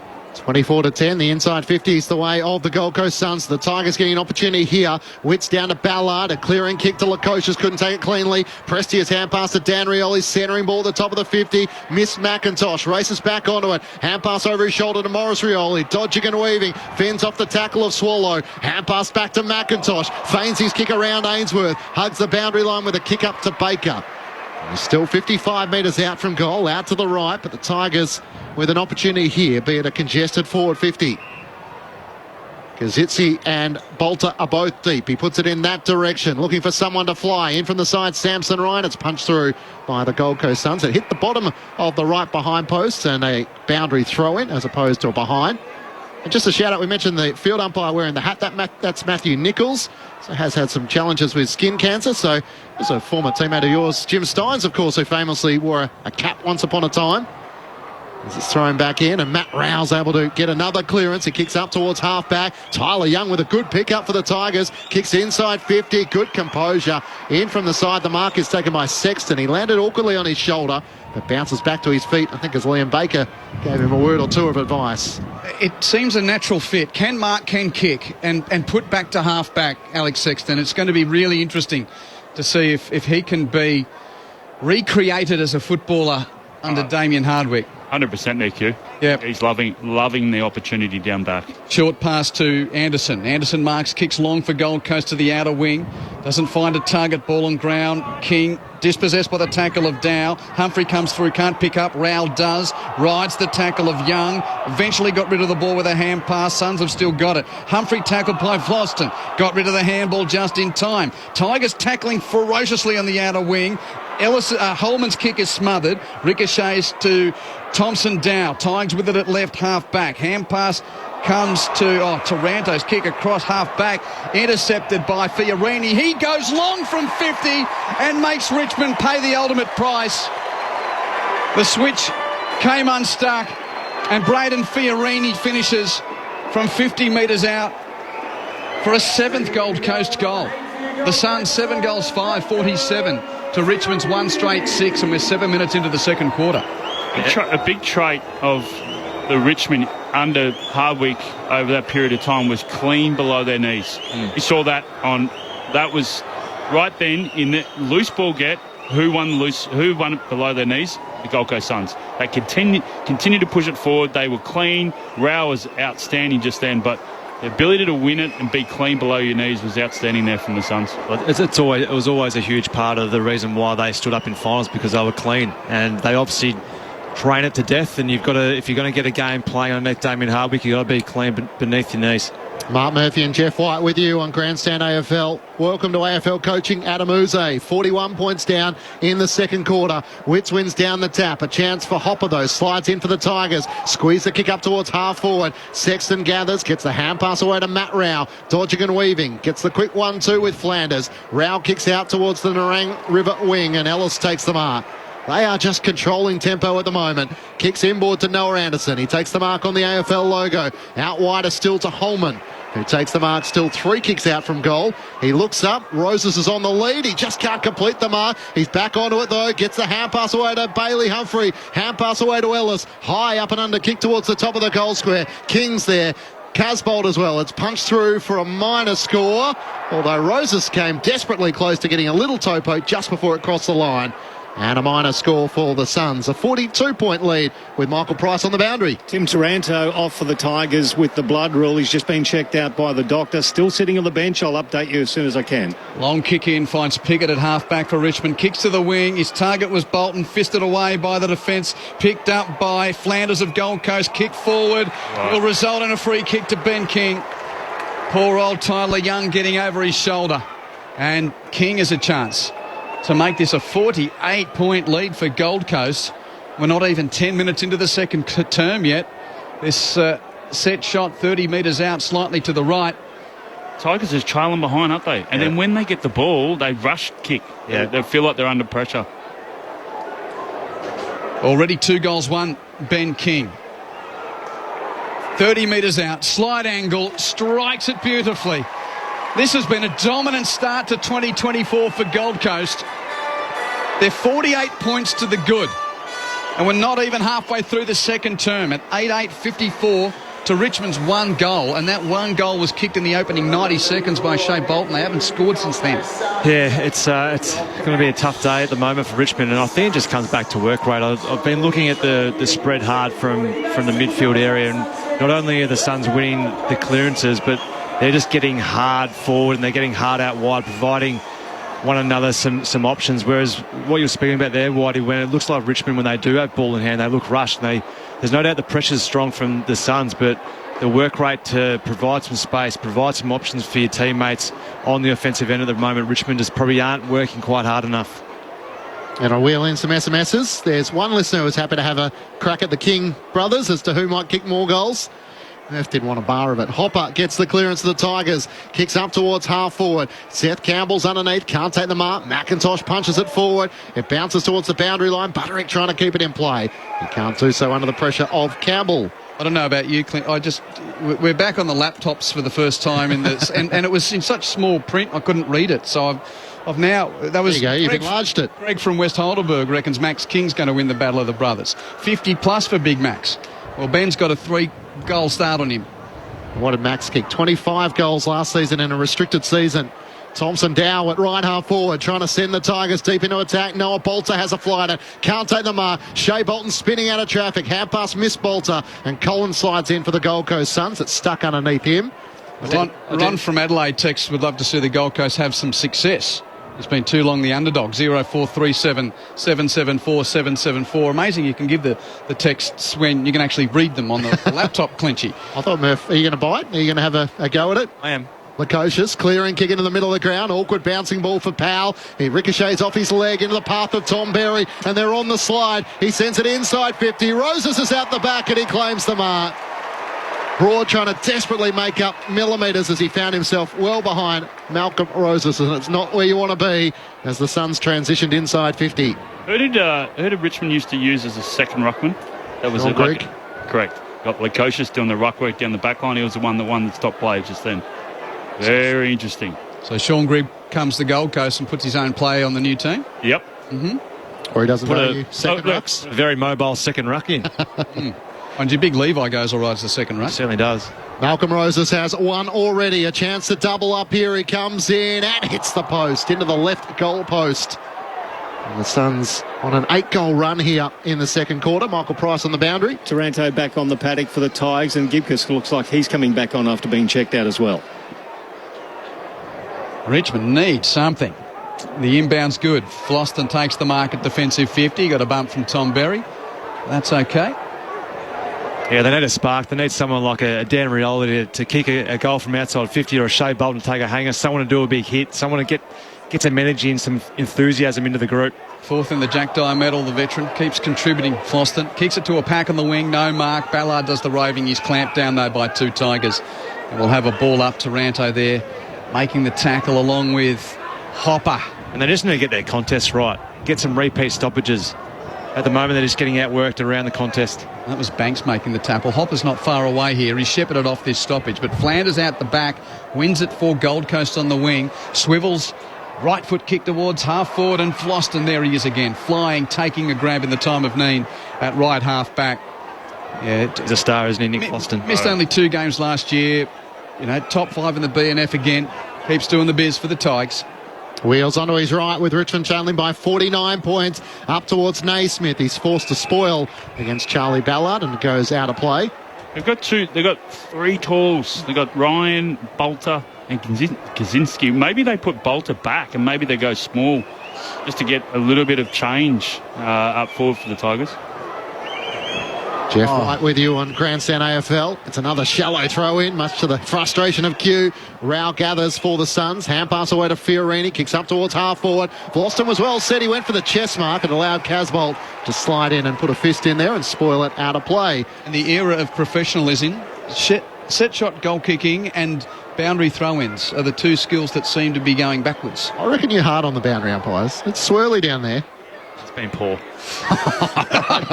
Call it as you see it. Shallow throw in once more. Naismith down. Anderson gathers for the Suns. Long towards full forward on the bounce. It's just rushed through by Tyler Young. Almost took a beautiful leg break towards the goal face, but through for a minor score, and the margin is 50 points. Although I do think the balls are a bit pointier than what they previously were, so I don't think the group is quite as strong from the boundary umpire. We've obviously got a near-on 10-goal game before half-time if we're talking about this stuff already. We need a Richmond goal. 50 points is the margin. Long kick in. Hopper at right half-back. Rides a tackle on his buttocks. Gets a hand pass away, which doesn't find a teammate. Swallows there to see it over the boundary line with Campbell. Now, Pricey, are you going to say on the boundary that the wind is not helping the boundary throw-ins? No, I'm going to say the wind's not helping the boundary throw-ins, but either is the spaghetti arms. I'm giving you the tip. Go back 2 metres. The crowd is absolutely giving the advice. Go back 2 metres, you can hurl it in like that. Yeah, there we go. Good throw-in. Naismith with the tap down to Taranto. Clearance Tigers from right half back. Taranto's kick to half forward. On the head of Kazitsky, spoiled away by Collins. Gives the hand pass to Miller. Miller to Sexton. Sexton to Ballard. And then the kick, a chip to Butterick. Marks just forward to fullback. Kicks the corridor. Marked by Rowell at half back. He's got runners. Hands it to Miller. Hands it to Collins. In the centre of Carrara. That is a fullback shank if ever you see it to half forward. It spun its way towards Ainsworth. Punched away from him. Ellis gets on the end of it though for the Suns. Hands it back to Ainsworth. Hand pass to the corridor. Good tackle. Locks things up. Who was that clamp from in the end for Richmond? There's about 5 players around the ball and the ump's going to ball it up. It was Short with a tackle on Humphrey to force the neutral. Thrown up with the Suns deep in attack once more. Casbolt doing the ruck work, worked out of it by Naismith. Blazes into the middle of the ground. Outnumbered is Noah Bolter. He couldn't get a hand onto it. Sexton races back onto it for the Suns. Hand pass to Toot Miller. Inside 50. Here comes Levi. Can't take it on the bounce down low. Misses it and now Short's onto it. He's locked up in a tackle by Holman. The umpire circles and will ball it up. It's 45 metres out from the Gold Coast Suns goal. They lead by 50 points.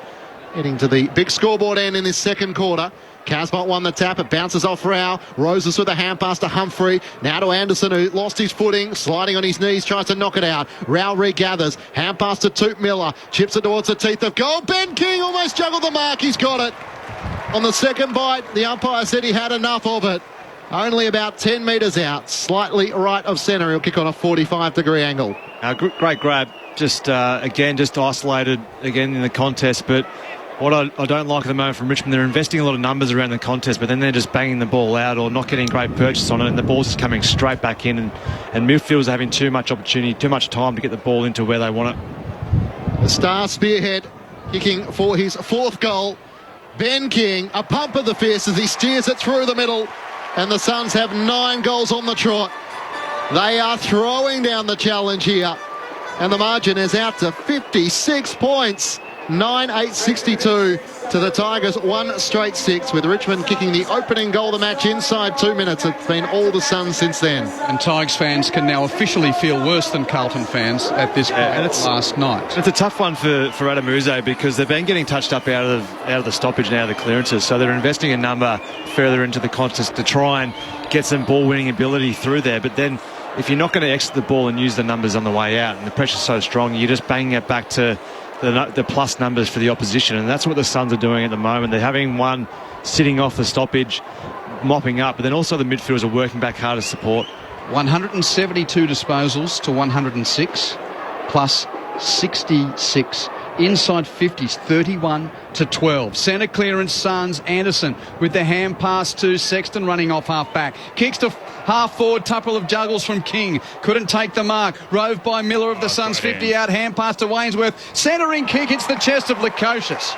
This is a training drill at the moment for the Suns. That handball from Took Miller was a la Dacos to go in the grand final last year. Unbelievable hand pass. But it started in the centre, and we're just speaking about the hunt. The Rao got it out of the centre then, and there's Sexton coming off the half-back line. Yeah. Just the ability to win the ball, the loose hard ball gets. They're winning everything at the moment, the Suns. So it's 17 scoring shots unanswered. 9-8. This would be 18 unanswered. Lukosius with his right boot. That's a 10th goal for Gold Coast. This is a bath so far at Carrara. At 62 points, the lead for Gold Coast. And we're only 19 and a half minutes into the second term. 10-8, 68 plays 1 straight 6. Quentin Hull and Matt Clinch calling the action, along with Mark Murphy and Jeff White. Down on the boundary, Michael Price. Now, Q, you guys mentioned it a little earlier. Took Miller looking very cut after a very, very hard pre-season. I'm here to say I'm in front or behind the Gold Coast Suns bench, and to a man, they look absolutely pristine. They have lost the body fat. They are running above the ground, and it's becoming very obvious with the scoreboard. Richmond they've got to win this clearance. They've got to start hunting the ball. They've got to start manning up. Start their starting positions a lot better in the centre bounce. They need a leader to stand up, don't they, Jeff White? Samson Ryan is in the ruck up against Witts, and Witts wins down the tap once more. Shea Bolton trying to get in for the Tigers. Hand pass to McIntosh. Missed Taranto with his hand pass. He's back onto it. Just got the kick away as Berry laid the tackle. Up towards half forward. Power was well set. Courageously went back with the flight. And backpedaling takes the mark at centre half back for the Suns. They lead by 62 points as he swings it out to right half back. And Ainsworth takes the mark. Pushes back behind his mark and decides to head wider towards the boundary side, and Butterick marks. So Ben King has 4 goals before half-time. Jack Lukosius has 3 goals before half-time. The chance for a big bag potentially this afternoon as Butterick kicks up towards Witts, and the big ruckman takes the mark. He might have put his knee up there and got in the back of Samson Ryan. Is a little worse aware. Hand pass away to Toot Miller, who links up with Ainsworth once more. Inside 50. Casbolt's outnumbered. He's held off it by Grimes. And Vlosten takes the mark at the top of the defensive goal square for the Tigers. Chips upfield to Prestia. Marks and kicks to half-back, marked by Hopper, who will slow down just beyond defensive 50. Hopper kicks wide to right half-back, where Short takes the grab. Richmond trying to piece their way forward here. Short chips around the boundary line, marked by Banks, the Tasmanian, in just his 7th game. All of these guys from Tassie, you sort of look at their contract status over the next couple of years with the 19th team nearly upon us. Banks kicks long down the line. Free kick in the contest going Gold Coast's way. And it's against Naismith for holding on to Witts before the ball arrived. Good work rate from the big fella too. Or was it... Well, Ryan standing the mark, Naismith's there as well. Both the tall timber couldn't stop Jared Witts getting the free kick. In the last year of a 5-year deal, Jared Witts, he's been excellent since coming across from Collingwood. Left foot kick over the wing. Berry got a push in the back from Floston. Legally, according to the umpire, Floston takes the grab for the Tigers. Kicks infield to centre half back, marked by fellow veteran McIntosh. McIntosh with a short pass to Short. And Jaden Short's just forward of centre half back. He chips it to the bullseye. Finds Hopper. Hopper marks. And now here's the deep kick. Into attack for Richmond. Who's the target? Oh, Naismith's got 3 to beat. And Ballard's there to come across the front and take the intercept mark for Gold Coast. They look pretty rock solid across half back at the moment. The Gold Coast Suns with Collins and Ballard. Powell playing the running role. As Ballard plays on, swings around Naismith, kicks up towards half-back, unable to take the mark. A free kick on the Suns' way, and Casbolt's going to take the advantage for the free kick for Berry. Hand pass away to Noah Anderson, bouncing through the middle of the ground. Just took a moment too long, and his kick was smothered by Vlosten. It spills to Morris Rioli. He gathers, gets the hand pass away to Hopper, away to Prestia, into the middle of the ground. Awkward ball for Baker. He gathers, hand pass to Samson Ryan. He's set upon by big Jared Witts, and the umpire will ball it up just to the right of the centre circles. Gold Coast Suns leading by 62 points. If it wasn't for Boston, they would be 15 goals down. Oh my God, he's been amazing down back. Thrown up. Witts wins another tap down, but this time straight to Prestia. Sends the Tigers inside 50. Naismith trying to get a run at it. He's up against 2. Cannons into David Swallow. Gets to the back. Ballard can't get there. Puts the shove on. Shea Bolton didn't have the footy. It's taken by Campbell. Centre and kick finds Morris Rioli Jr. The Tigers would have had a free kick one way or another. In the end, it's ended up in the hands of Rioli. And a chance for Richmond to kick their first goal since the 2-minute mark of the opening term. Played a little bit of tempo footy, haven't they, the last couple of minutes? Yeah. I reckon they should have brought that in a bit earlier when the Suns got on 4 or 5 goals in a row. So can spark excitement for Tigers fans. They'd love just a reliable kick here for Morris Rioli Jr.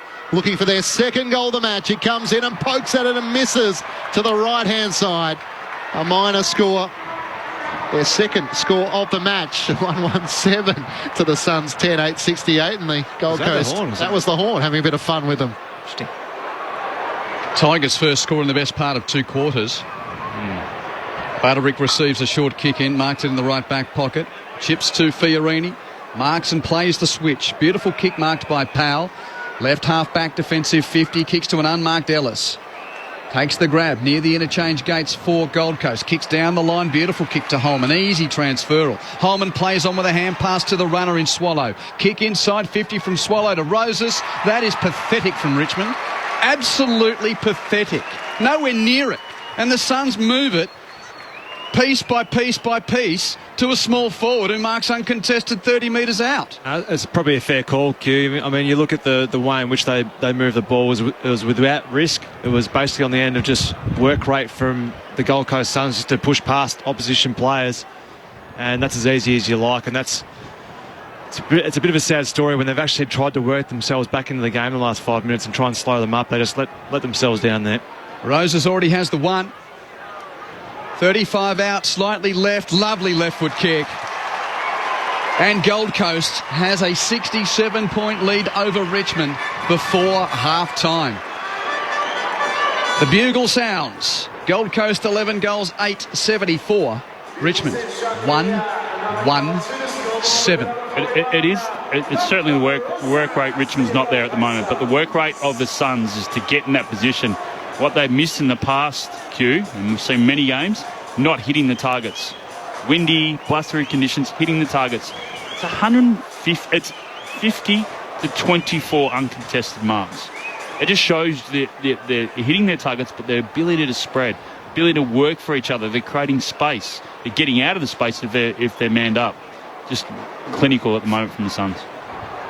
And they've obviously been training. I mean, you only... That's a result of your training and how hard you actually are putting yourself under pressure in training. So there's no doubt they come with a focus of being really strong below their knees and also hitting their targets. Mark Murphy and Jeff White with you on ABC Sport. That's 11 unanswered goals for the Gold Coast Suns as we're going to have another stoppage in the middle of the ground. And for Damien Hardwick, it can't have gone too much better. No. His debut in the Gold Coast Suns colours. Naismith tries to knock it out of the ruck and then eventually gets a clearance. Kicks it over the head of Marlon Pickett at half forward. Sexton back onto it for the Suns. Lost his footing. Gets the hand pass away to Flanders. Chips a kick into the middle of the ground. Toot Miller not 15. Hand pass back to Flanders. Missed the target. Rao goes in for the Suns. Hand pass to Powell. Works it back to Miller. He got a push in the back.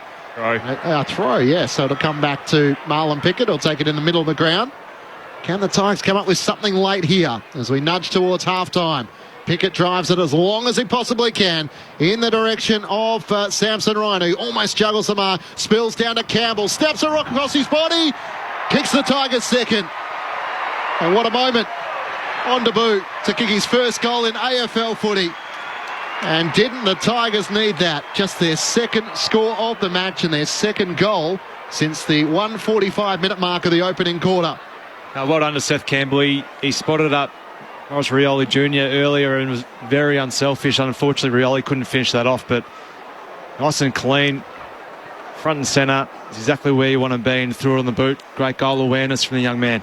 Breaks the run of 11 consecutive goals and the margin back to 61 points, 11-8-74 to the Tigers 2-1-13. The Tigers got the ball with a turnover inside the centre square. Defensive pressure. Defensive pressure was there. They need that. They need more of that instead of getting the ball from Boston, who marks the ball deep inside their back 50.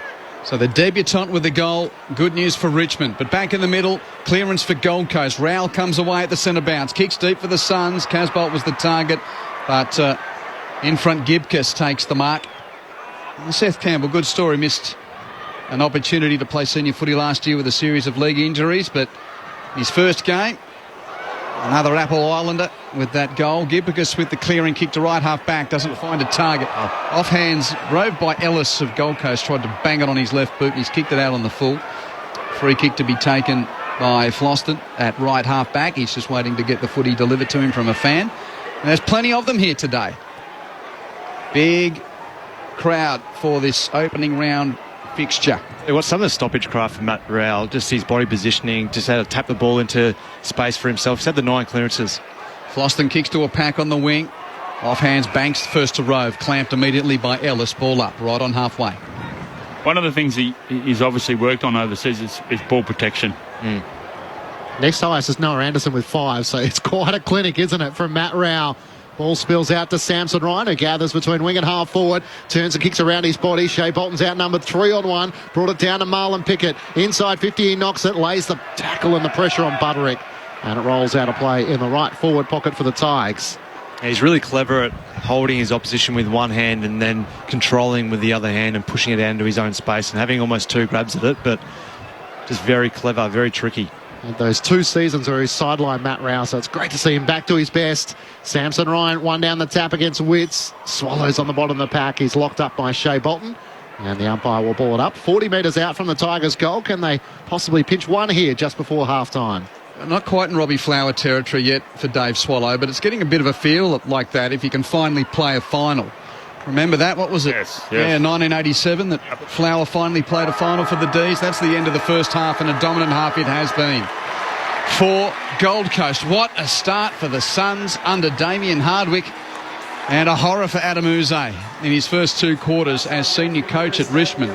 61 points is the lead for the locals. 11 goals, 874, plays 2 goals, 1-13. Suns by 10 goals and a bit at the long break. And it's been their key forwards dominating in front of goal. Ben King's got 4 first half goals. Jack Lukosius has 3. And Mal Roses has got a couple as well. Braden Fiorini the other.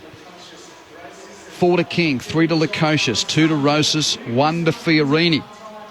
Something very symmetrical about that. 1 to Holman. Throw Holman in for 1 as well. Holman as got well. Him? No, there we go. There's your 11 Gold Coast Suns goal kickers. They kicked 11 on the trot at one stage in that second quarter. 6 goals to 1. And 1 to Bolton and 1 to Seth Campbell. Easy for the Tigers. Richmond indeed. 28 points it was at quarter time. It's now 61 at half time, the lead for the Suns. How did that happen, Mark Murphy and Jeff White? And by the way, just first half of the season, Suns are being just given a little bit of an extra cheer by their faithful beneath us. And so they should be. They're rock hard fit at the moment, and maybe are we seeing a finals-bound side and a side that maybe is going to find it very difficult to get wins this season. I don't want to go the early crow, but... Have they impressed you enough, the Suns, to think they could be a finals contender on that half? Oh, they've been clinical so far, and they've done it off hard work. They've just been hard around the contest. They've really hunted the opposition. Jared Witts has given themselves first opportunities, and they're running great patterns. They look really well organised across the ground. Every time there's a turnover or the ball's going inside 50, I've been having a look at the Suns midfielders to see what they're actually doing. They're either on a back, and so they're covering off outlets, or they're organising one another. So communication looks really strong, and just the hunt and the will to win the football is really strong, and defensive acts have been there as well. So they've been ultra impressive in this first half. Yeah, the most impressive part from my perspective is below their knees. They've been very clean, but in and around those contested balls, uncontested balls. But just that, like you were saying there, the ability to go attack to defence, and that's what's put the pressure on the Richmond Football Club, is because when they've got the ball, they've had no options, they've had no exits. So they've been forced to then kick it to a contest. And then Ballard's been able to, smash it away. So has Collins. And then they've had the midfielders and also the half-back flankers have been able to mop up, deliver. But one of the things that we were speaking about at the start of the broadcast is just having that ability to connect with each other. And there was a play that happened on the half-back line that resulted in a King goal. But it was Rao coming off. There was a Sexton gave the hand pass. Rao coming off the half-back. Now, what's Rao? He's a right footer. Already Ellis is spread. He's already out on the wing. So it's having that connection with one another. And that ended up linking up, and that resulted in a King goal. So having that is very, very vital and very important. So it's Gold Coast by 61 points here. Just to flash back to last night, it was this time, actually, at half-time, we saw Kadeen Coleman limping from the field, the Brisbane Lions half-back, and news has just come through in the last 10 minutes or so that it is an anterior cruciate ligament rupture for Kitty Coleman, and his season is done.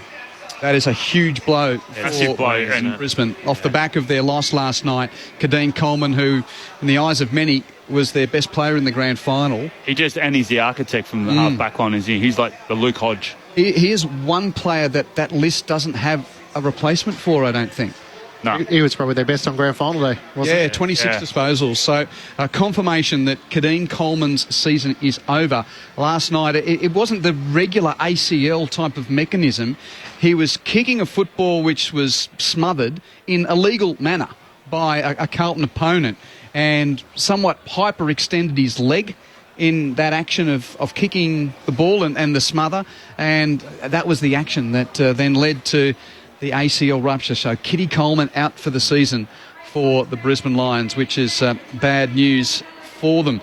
Gold Coast 11-8-74, Richmond 2-1-13. Just before the news, a reminder in the cricket, New Zealand is doing enough with the bat to make this second test interesting.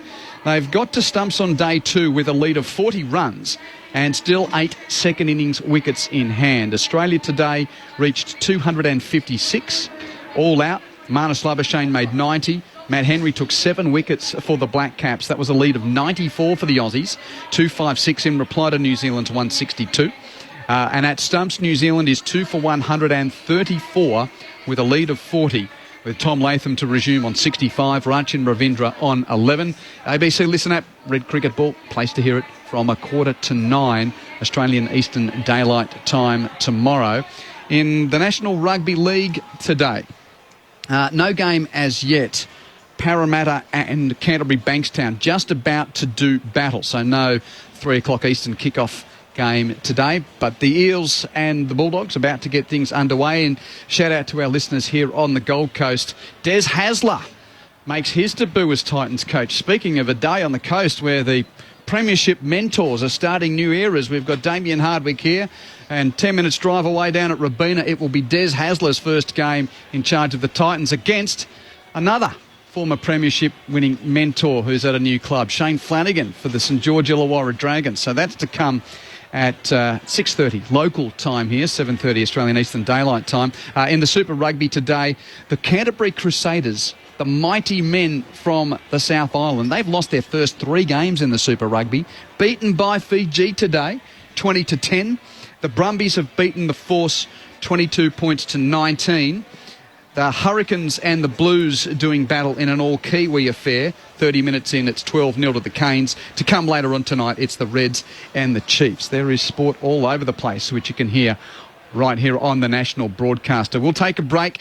What have the Tigers got in the second half? Huge questions for Richmond to answer at halftime. A dream debut for Damien Hardwick and his sons. 61 points the lead to Gold Coast at halftime as we take a breather for the latest from the ABC Newsroom.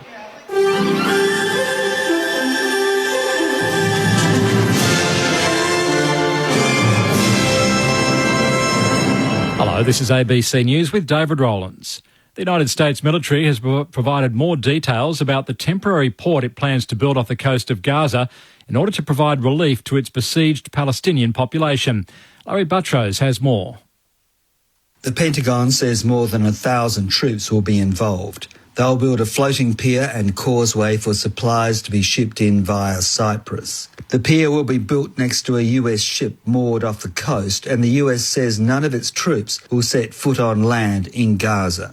It comes as multinational aid drops seek to provide stopgap help to the people. The UN says a quarter of them are now on the brink of starvation following 5 months of Israel's blockade in its war with Hamas militants following their attack last October. A neighbour of the woman who was fatally shot by police in Melbourne's northeast says she heard at least 5 gunshots. Authorities were called to Montmorency around 6:30 last night and found a younger woman stabbing her mother. Police say the younger woman was shot after approaching officers with a knife. She died at the scene. The second woman was treated at the scene but later died. A woman who lives in the neighbourhood says she did not expect something like this to happen so close to home. I think there was at least 5 gunshots. And then it all went quiet. And I was, I was texting my neighbour, has someone called the police. We heard some sirens, but it went very quiet and we really weren't sure. Police investigating the death of a baby girl on Brisbane's Bayside have charged a 30-year-old woman with murder. 3-month-old infant was found unresponsive at a Redland Bay home in September 2011 and later died in hospital. An investigation at the time was inconclusive. Detective Inspector Paul Dalton says a tip-off from the public this year led to an arrest. The challenge for investigators there is having to deal with family members later. These people had to deal with the death of a child 12 years ago, which I can only imagine would be horrific. Then for detectives to come and tell you 12 years later that we think the child had been murdered, and not only that, it's someone that you know is responsible. A man has been charged after an investigation into a single vehicle crash on the Gold Coast last month. It's alleged the 33-year-old man threw an object through the window of the car on February the 17th, injuring the victim and causing the crash. He's been charged with 2 counts of possessing dangerous drugs and 1 count each of grievous bodily harm and possessing tainted property. He's due to appear in the Southport Magistrates Court. The dam that holds most of Sydney's drinking water supply is being assessed for damage after an earthquake rocked the city's west.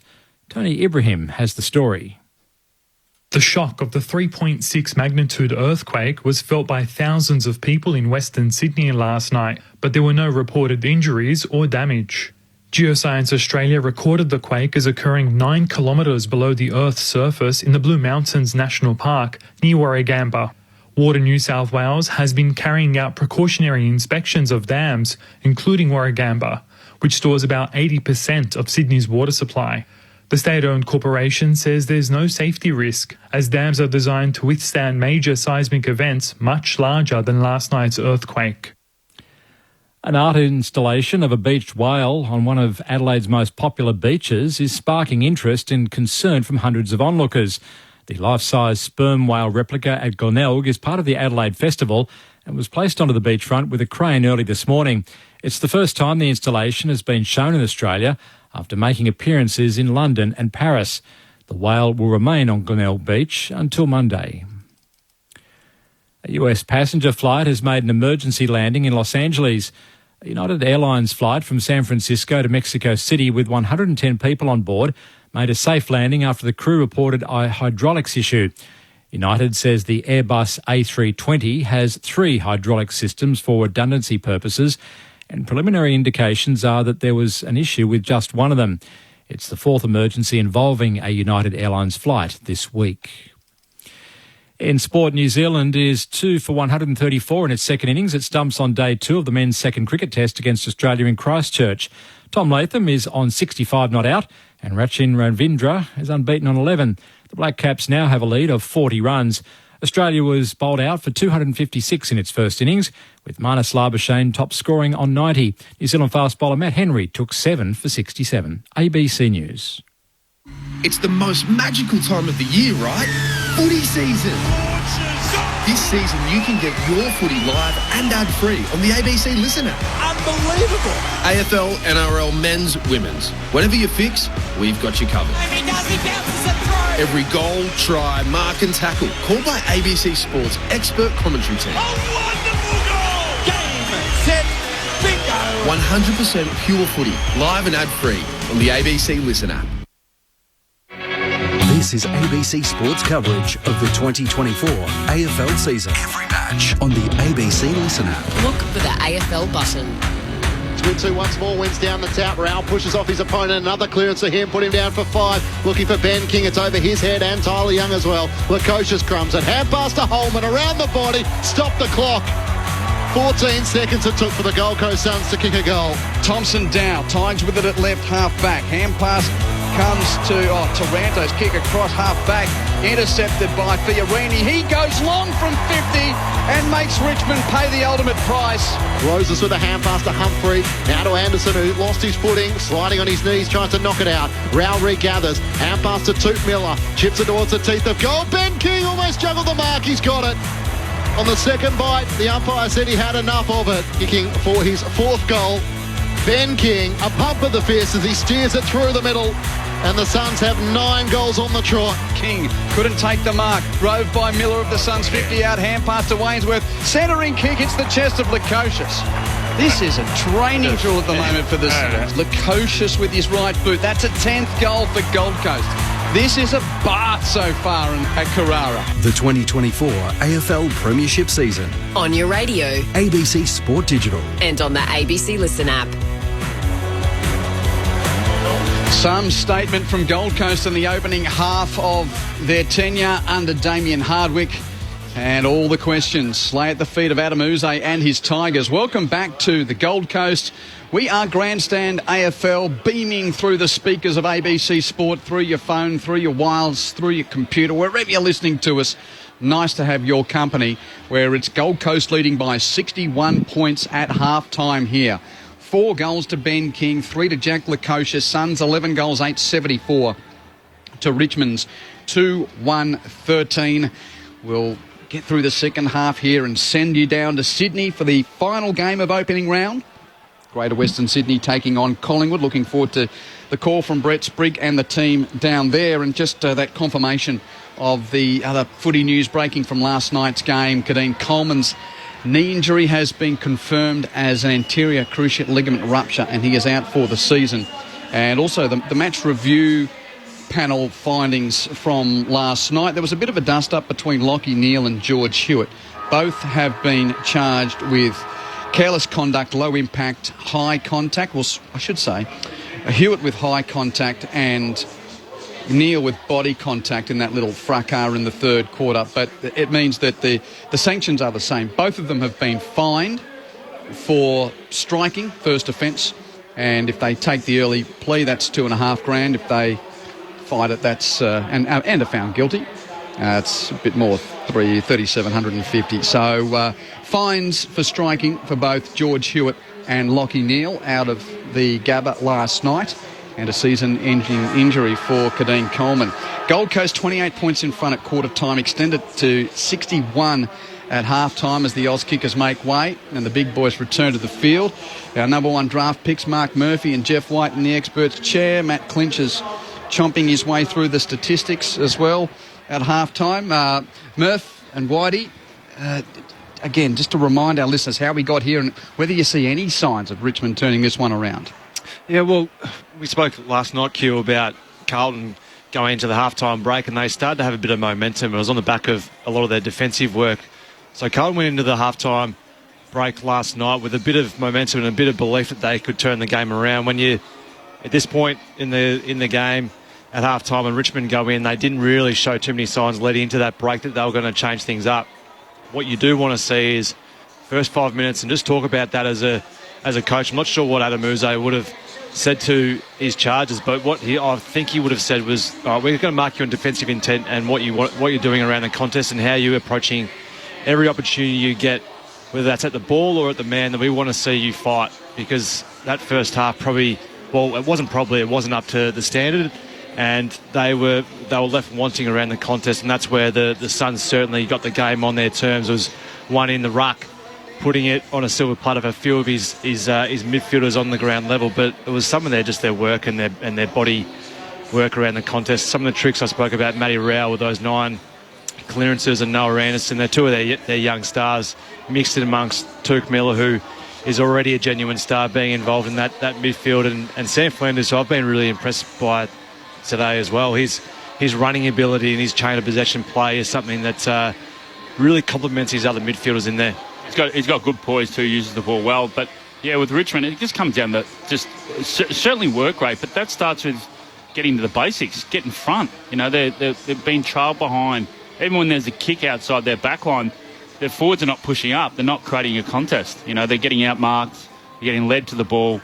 So they've got to get back to the basics. They've got to get that work rate, get front and centre, touch and feel around those stop plays, particularly in the centre bounce. They're just getting absolutely slaughtered out of that centre bounce, and they just put you on the back foot. And as you'll go through the stats there, Clinchy, the leading possession getters, because it's obviously going in the Suns' back half all the time, is the Vostons and so on and so forth. So, yeah, they've just got to get back a bit momentum. They've got the ball in their hands, and they showed a little bit of slow play in that second quarter, but they've just got to understand when the Suns are getting a run on, and they've just got to try and get them to defend them. So as you touched on, Nick Boston leads the way for the Tigers. 13 disposals, 13 kicks. I'll have a look in a moment how many marks he's taken. Short with 12, Hopper with 12, Taranto with 11, Matt Rowell with 18. You mentioned Murphy's had 11 clearances according to our was that 11, has he? Stat sheet here. Undersold him with 9. You undersold him with 9, and the next highest is 5 for Noah Anderson. So, I mean, put yourself in Adam Uze's shoes. Do you think does he go to a Tim Taranto? Does he go to a Jacob Hopper and just say, righto, your challenge, Matt Rowell, shut him down? Well, I think around the stoppage you can definitely do that, because at the moment, well, who's got accountability for who? So maybe there is a challenge that can be set to each player in there. Is like, when you're in the midfield, we want you to go to this bloke if you can possibly go to him. And then once you are in that position, then it's like who wants to work hard and support the defence? Who wants to work hard and get forward hard and attack and try and impact the scoreboard? You need to try and challenge some of your players in there, especially your senior players. You want those guys to lead from the front, and you want them to get their hands dirty. So we can currently see that Torino's standing next to Matty Rao. So whether it's him or it's a Prestia, you just want your senior blokes to try and do a number on the guys who are really leading the charge for the opposition. And Matty Rao's certainly doing that. Tuke Miller and Noah Anderson. You just don't want to see a repeat of what occurred in that first half. We'd love to hear your texts throughout the second half. I'll read them at least, and then if we read them on air, you'll hear them. 0437 774 774 is the number. 0437 774 774. Let's play second half here. Gold Coast with a 61-point lead. It's Naismith and Witts with clear possession as he bumped off his fellow ruckman, took the ball and poked a short pass to Berry. Takes the mark still in the bullseye for the Suns. Berry with a kick towards attack, looking for Holman. Can't take the mark. Roves, hand passes to Rowell, hands it to Ellis, and he hits the fat side of the footy. Otherwise, that was a chance of replicating what we saw in the second quarter, where the Suns kicked the goal within 15 seconds. That's out in the full on a free kick for Richmond in the back pocket. Grimes receives the short inbound. And Dylan Grimes in the shadows of the stands down at the border end of the field. Chips short to the presenting Ryan, who takes the mark at left half back. Taking a moment or two before putting his right boot into it. A high kick towards the wing. Floats beyond the target of Bolter and punched out of play by Collins, who you'll be happy to know has probably added to that facial fuzz in the off-season. He still looks like he would drive to and from training on a Harley Davidson, does Sam Collins. He looks the part of a key mean defender. All these reference points for commentators at the start of a new season from the throw-in. Matt Rowell, another clearance, put him down for 12 for the match. Kicks up towards Casbolt, can't take the mark. Holman front and centre, try to cut through traffic. Just gets the hand pass away at the last moment as he's tackled to Casbolt. Out to Ellis on 50. Centering ball in the direction of Lukosius, but in from the side. Dion Prestia takes the mark. 35 metres out from his defensive goal.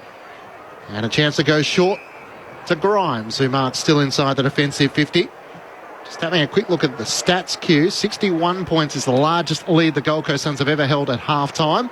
Sticking into the record books as to what their biggest margin, winning margin might be. Looking in the 80s against Hawthorn and GWS, so that might be on the markings today. Fiorini wins back the footy on the wing for the Suns. Hand pass to David Swallow, trying to link up with Berry. He's pushed out of play by McIntosh for a boundary throw in. Michael Price watching on. Well, Nathan Broad earlier on went off with the blood rule and he changed his jumper. He is now getting that chin repatched. It's still bleeding profusely, and he copped a bit of a knock in the warm-up coming back. Thanks, Pricey. Thrown back into play. Witts caught behind against Naismith. A free kick for over the shoulder, and it's going to go the way of the Tigers' ruckman. Sam Naismith, the former Sydney Swan, gives his hand pass and missed Jaden Short, but he's got enough time to go back and gather it. Short drives it up towards Kajitsky at half forward. Worked underneath by Ballard, who takes a lunging mark down low to his right. And another intercept mark looking to centre it to Powell. Chance for Bolter to spoil it down. Baker front and centre. Hand pass to Prestia for the Tigers. Just lost it through the touch of Anderson. Prestia regathers, chips it into the pocket. Noah Bolter on the lead, takes the mark. Finally able to get some separation from Collins. He marks 15 metres in from the boundary. He'll kick on a 45-degree angle from around 35 metres out. Currently, that record for the biggest win for the Suns against Richmond is only 4 goals, 24 points. That was in round 7 of last year. And then they had the win after the siren here, didn't they? Yes. Noah Anderson. That's the famous one. Here's Noah Bolter looking to close the gap. It's off the instep and out to the right. It flares across the face of goal and misses to the right-hand side. The margin is 60 points. 3 minutes gone into the third term, with the Tigers 2-2-14 to the Gold Coast Suns 11-8-74. That's not a good sign if you're a Richmond fan, if we're looking through the records in the early stages of the third term. Plenty of football left in this one, though, as Powell runs out of the goal square, gets hammered by Morris Rioli, kicks the ball downfield, up, lets it go, and Casbolt takes a 2-grab mark. Big Levi. What a bargain buy he has been here on the coast. Washed up at the Blues, but he has been so good since coming here. And keeping a guy like Mac Andrew out of the team. First Mabior Chol to look elsewhere. He was the backup, and he's been awesome. Chips it short to Anderson. Marks on the wing. Kicks it to half forward and a 2-on-2. No mark, rove by Humphrey of Gold Coast. His handball comes back to him. Is smothered by Prestia back into his grasp. Plays on, gets tackled. Beautiful piece of work holding the ball. And that was the pressure of Gibcus to earn the free kick. With a nice tackle on Humphrey. This Gibcus at left half back for Richmond. Kicks the ball towards the wing. Powell flies. Takes an uncontested mark for Gold Coast. That was on the head of Baker. It's a weak line too. Powell chips infield to Butterick. Marks, chips to the bullseye. Marked by Collins. Hand pass to Hewlin. Hewlin tackled by Morris Rioli. He's having a go. That's the second time he smashed an opponent. Turnover. Prestia picks up. Kicks deep. Out the back. Bolter. Chasing after it with Butterick. Bolter. Butterick. Bolter! Got his boot to it in the goal square and kicks the Tigers' third goal. They all get around Rioli too. What a great chase down through the midfield there. They were out there, the Suns. It's going to review. But yeah, we saw Rioli, Jeff, really, Let's go. Make a great defensive play in the previous kick-in. And, yeah, that was... Looking at this angle, the ball comes off the Richmond attacker's foot. Decision on scoreboard. He drop-kicked that, actually. Butterick's... So... That's why they were reviewing it. They made sure that he'd kicked it properly. So Bolter did not hit boot before ball hit ground, but ball hit ground onto boot, through for a goal. That'll do. Yeah. 9 goals to diff at 11.874 to 3.220. Just great energy there from Rioli just to come across. Saw that they were spreading. Just the half forwards, they need to push. There's 2 defensive plays they've had in this quarter already from the forwards, Richmond forwards. What a light from Noah Bolter too. Didn't get the delivery that he wanted down the line here, but rather than getting angry and standing still, he just took off and made an option for his Richmond teammate and got one out the back. His size and athleticism, he just had to work out, once he had it over the top, how he was going to deal with Butterick. And in WWE style, he could have almost turned around and just held him at arm's length, but he was able to dribble it through as he laid the tackle. So the Tigers get a couple on the trot. Just 3 goals to the match, with the Suns having booted 11. Back in the middle of the ground, a whistle as Anderson's trying to take the advantage. Neither umpires pointed as to which way it's going. I think it's coming back to Matt Rao against Tim Taranto. So up to 12 clearances for Matt Rao for the match. A chance to make that 13 here. What's the world record? That's a good question. Matt Rao, I think, had it, but I'm going to world dive record into the books. Oh. You're speaking like Americans. The World Series, yeah. Well, we do set world records in Australian football. World record. It is a world record. I assume you don't hold the world record. No. It's Rao gets the clearance. Sorry, Murph. Kicks into side 50. Back with the flight. Good mark taken by Banks. He marks in the left back pocket for the Tigers. Sam Banks looks up the wing. Noah Bolter is the target, wrestling with Collins. Off hands, it gets to the back. Baker tries to knock it on. Powell kept his feet. Gathers for the Suns. Spun a full 360. No whistle, despite the tackle from Thompson Dow. Ball spills out to Taranto, and it's locked underneath him with Miller laying the tackle. Did Clinchy set a world record number of Hawaiian pizza slices consumed at half-time? He would have challenged it. Had a good day, It was 2 for 1, wasn't it? That was the old fold over. You didn't mind.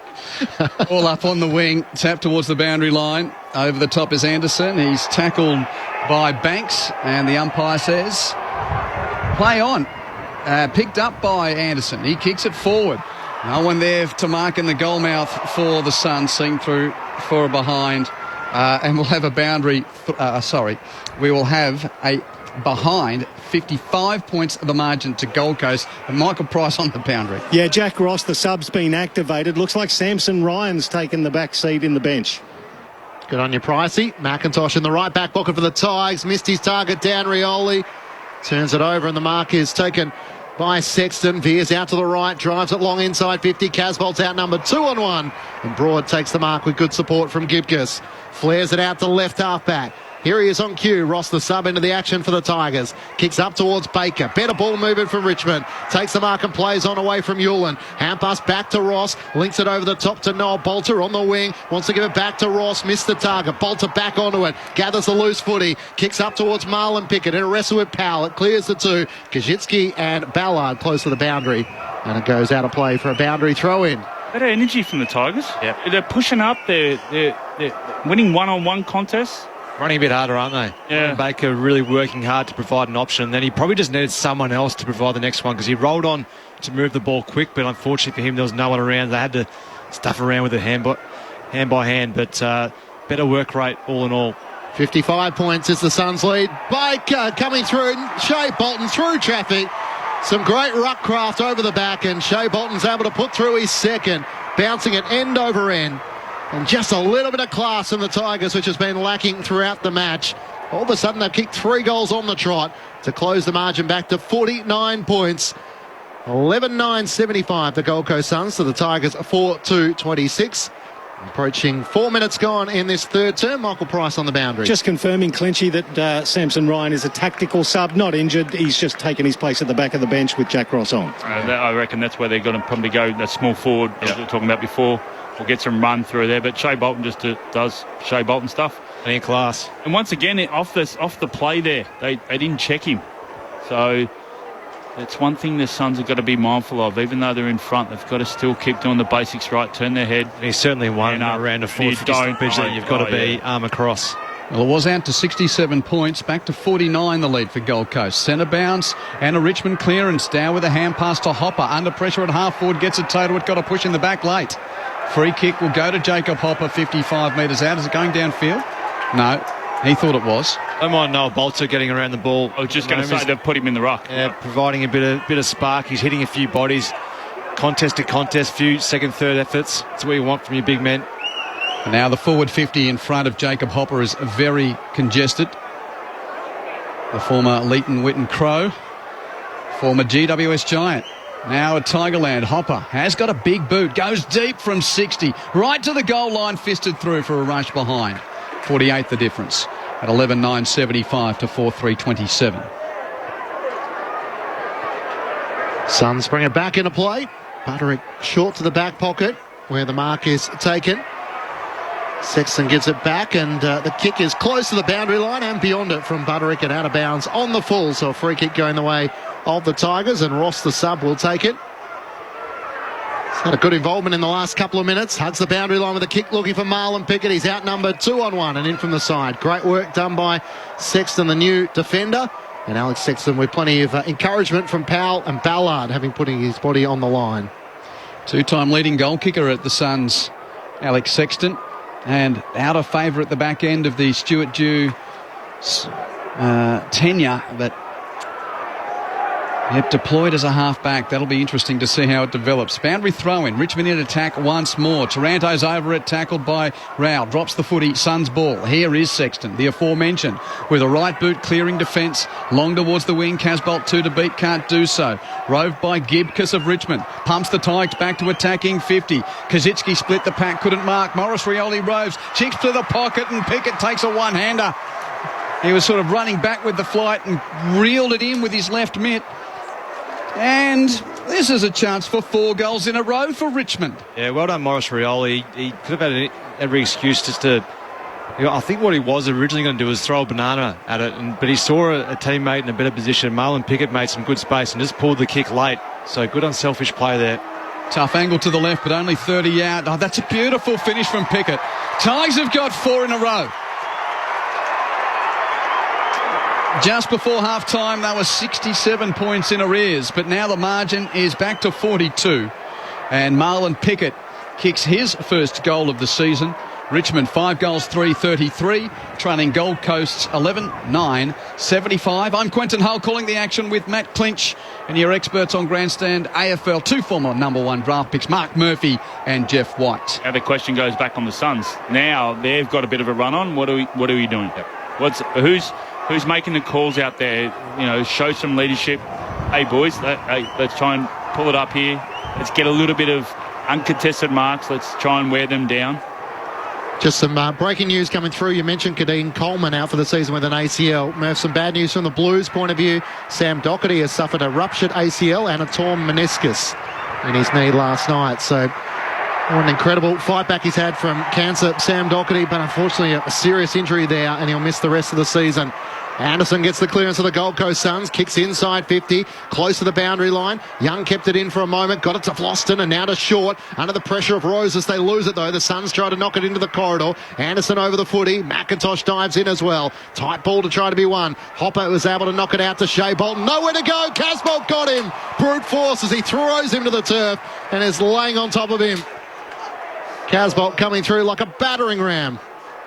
Was able to bring him to an immediate halt. No easy task to do. Gold Coast Suns by 42 points. Thrown up Lukosius for the Suns. Gets it down to Ellis. Umpire off the play. Calls a free kick for a hold. And it's going to come back to Toot Miller. But Murph, just the news that Sam Doherty, terrible as you hear it. Yeah, it's very flattening. Yeah, good mates with Doc. So been through a lot of pain, unfortunately, both with injury and obviously with the cancer battle. So yeah, really feel for Sam Doherty.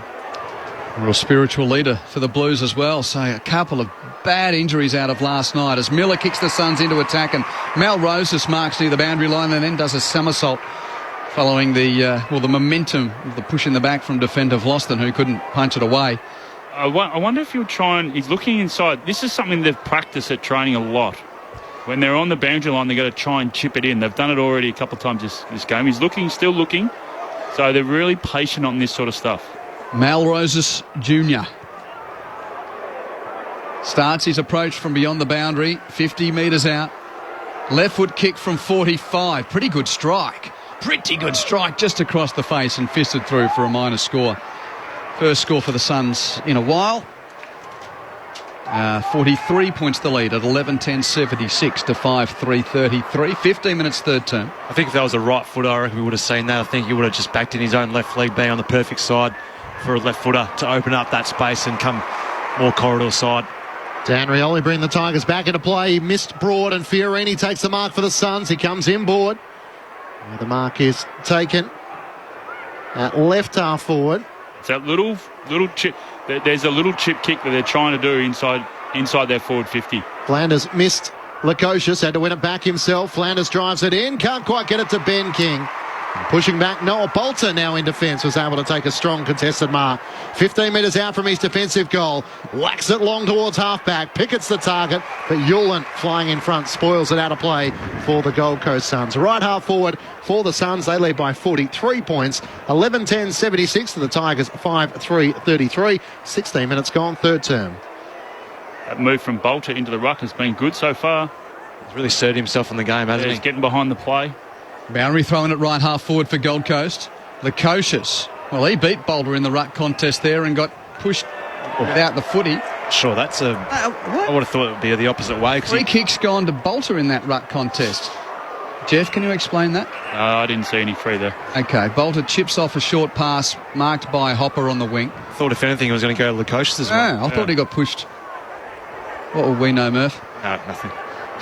Hopper on the wing, kicks Richmond towards half forward. Kaczynski gets to the front and juggles the mark. 60 from goal.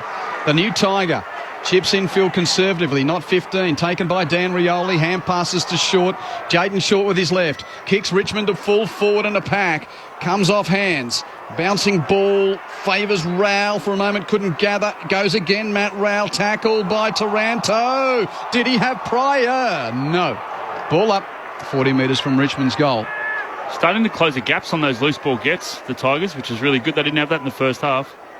We sung the praises of the Gold Coast Suns in the first half. Interesting challenge here as Ross goes short and is able to find Campbell. Seth Campbell, the youngster from Tasmania, on debut, kicked a goal in the second quarter. A chance to kick a second here. He's out to the right. He'll have to kick from just outside 50. They're even looking more organised around the stoppages too. They're obviously getting the hunt much better, the contested ball side of things, but just having that space from their teammates rather than all being on top of each other. They're actually understanding where one another needs to be and providing some good options for one another. 19 years of age, Seth Campbell comes in from 55, sets flight. It's not a bad effort, it's getting there. Great kick for his second. Showing he belongs on the big stage.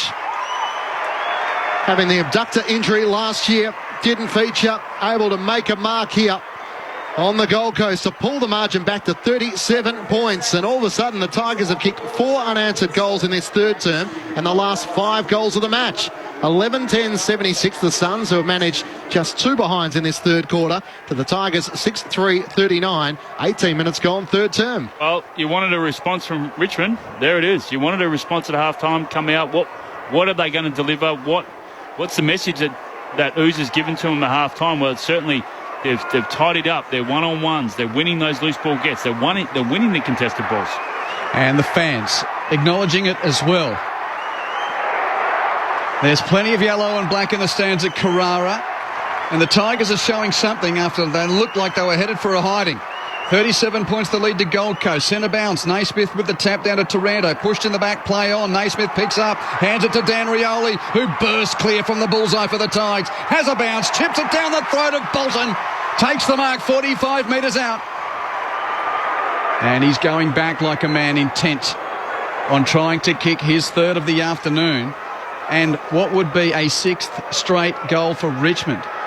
What do we see? 8 in a row from the Blues last night. Yeah, good contest in the a middle. long way back. Sam Naismith, and then the follow-up. And the run off the half-back line there from Rioli. Great. Just what it does, having a bounce and run, taking yardage.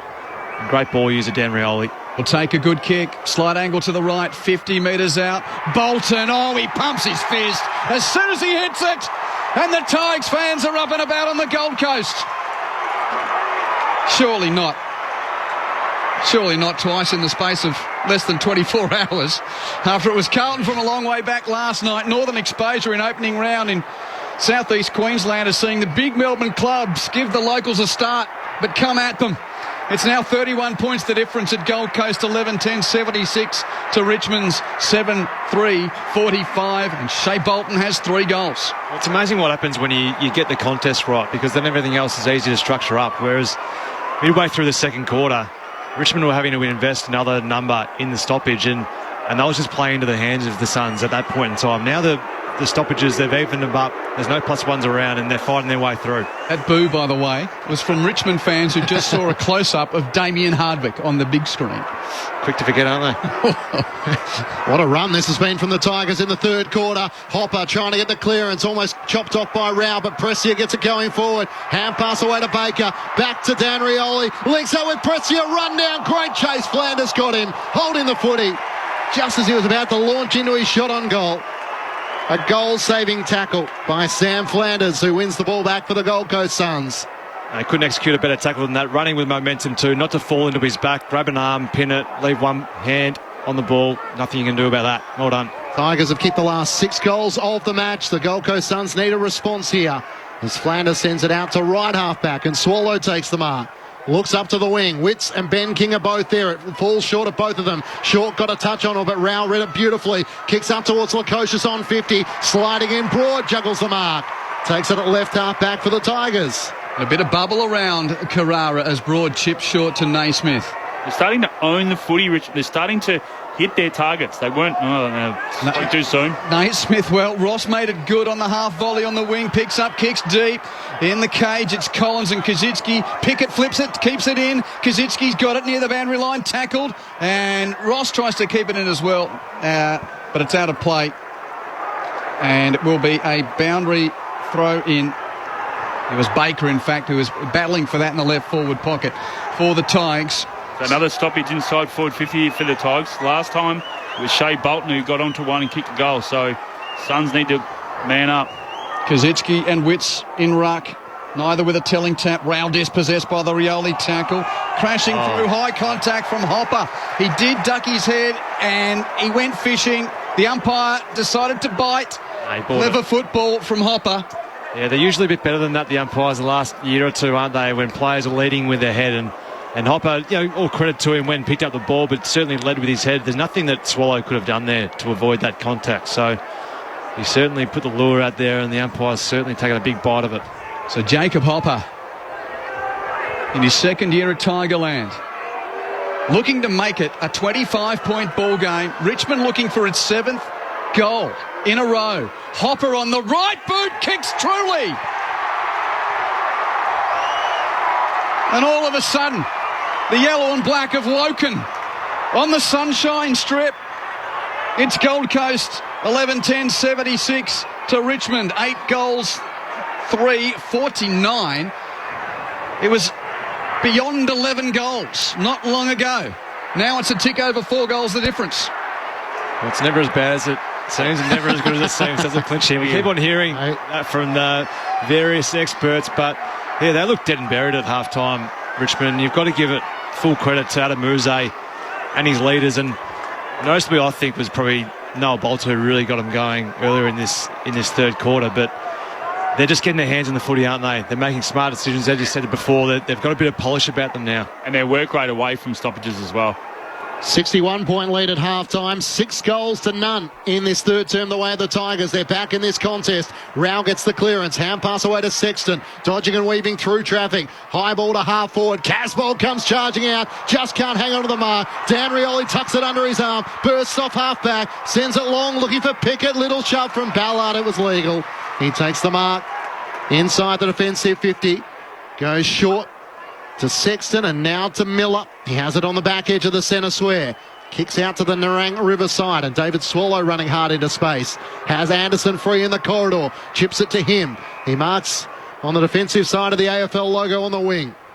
Looking for options. He's deciding to go long and wide. In fact, it's short and wide, and Ellis takes the mark. We didn't see any of this in the first quarter, so the Suns happy to just control the tempo. I like this. This is sign of a little bit of maturity in the side. Swallow involved for a second time as he looks to drive it inside 50. Witts has gone forward, clears the hands of Gibcus. On the top of it is Naismith trying to knock it out. And now Broad becomes the tackler. The footy can't be cleared as Levi Casbolt has it stuck to him, and the umpire will ball it up with the Suns inside their attacking 50, leading by 25 points. And having conceded the last 7 goals in the game to the Tigers.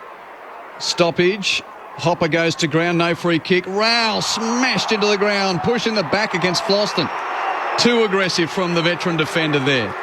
And Matt Rao will get a free kick, 45 metres from goal. And just a bit of energy being shown from, well, former Sun Dion Presti is there. He just keeps on putting himself in the contest, doesn't he, Matty Rao? That's all he knows. Just keeps on just getting to the next contest, putting himself in the right position.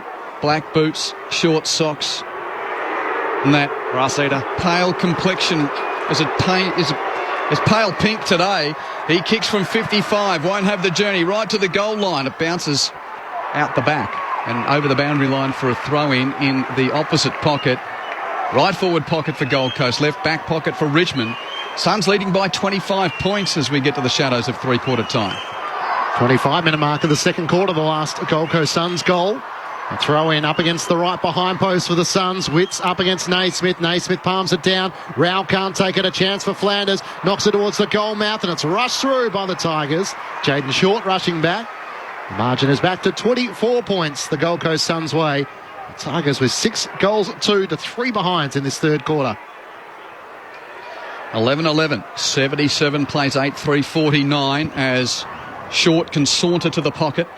Now drives a long kick on the inbound towards the wing. Morris Rioli, the target, fisted away by Powell of the Suns. Rove by Ellis of Gold Coast. Rush kick back to full forward on the header. King couldn't mark. Rove by Holman, though. Hand pass from Flanders. Goes back to 50 for Rao. Centre half forward. Rao off a step. Kicks to the pocket. Casbolt flies. Can't mark. Ball on the deck. Top of the goal square. McIntosh there for Richmond. Ushers it towards the boundary line. Short can pick up for the Tigers. Barrels a clearing kick, which hits the chest of Prestia. Left half back, plays on with a quick kick to the wing, gathered by Baker. Baker with a hand pass inboard to Pickett. Pickett hand passes to half forward. It'll roll to the favour of Bolter. Hands it back to Baker. 60 out left half forward. His kick infield semi-smothered. Now the Suns a chance. Roderick hits the ball. Pickett hits him hard in the tackle. Great footy. Neutral. Ball up. Welcome back to the football, ladies and gentlemen. That's as good a clean hit as you'll see. Big tackle by Marlon Pickett.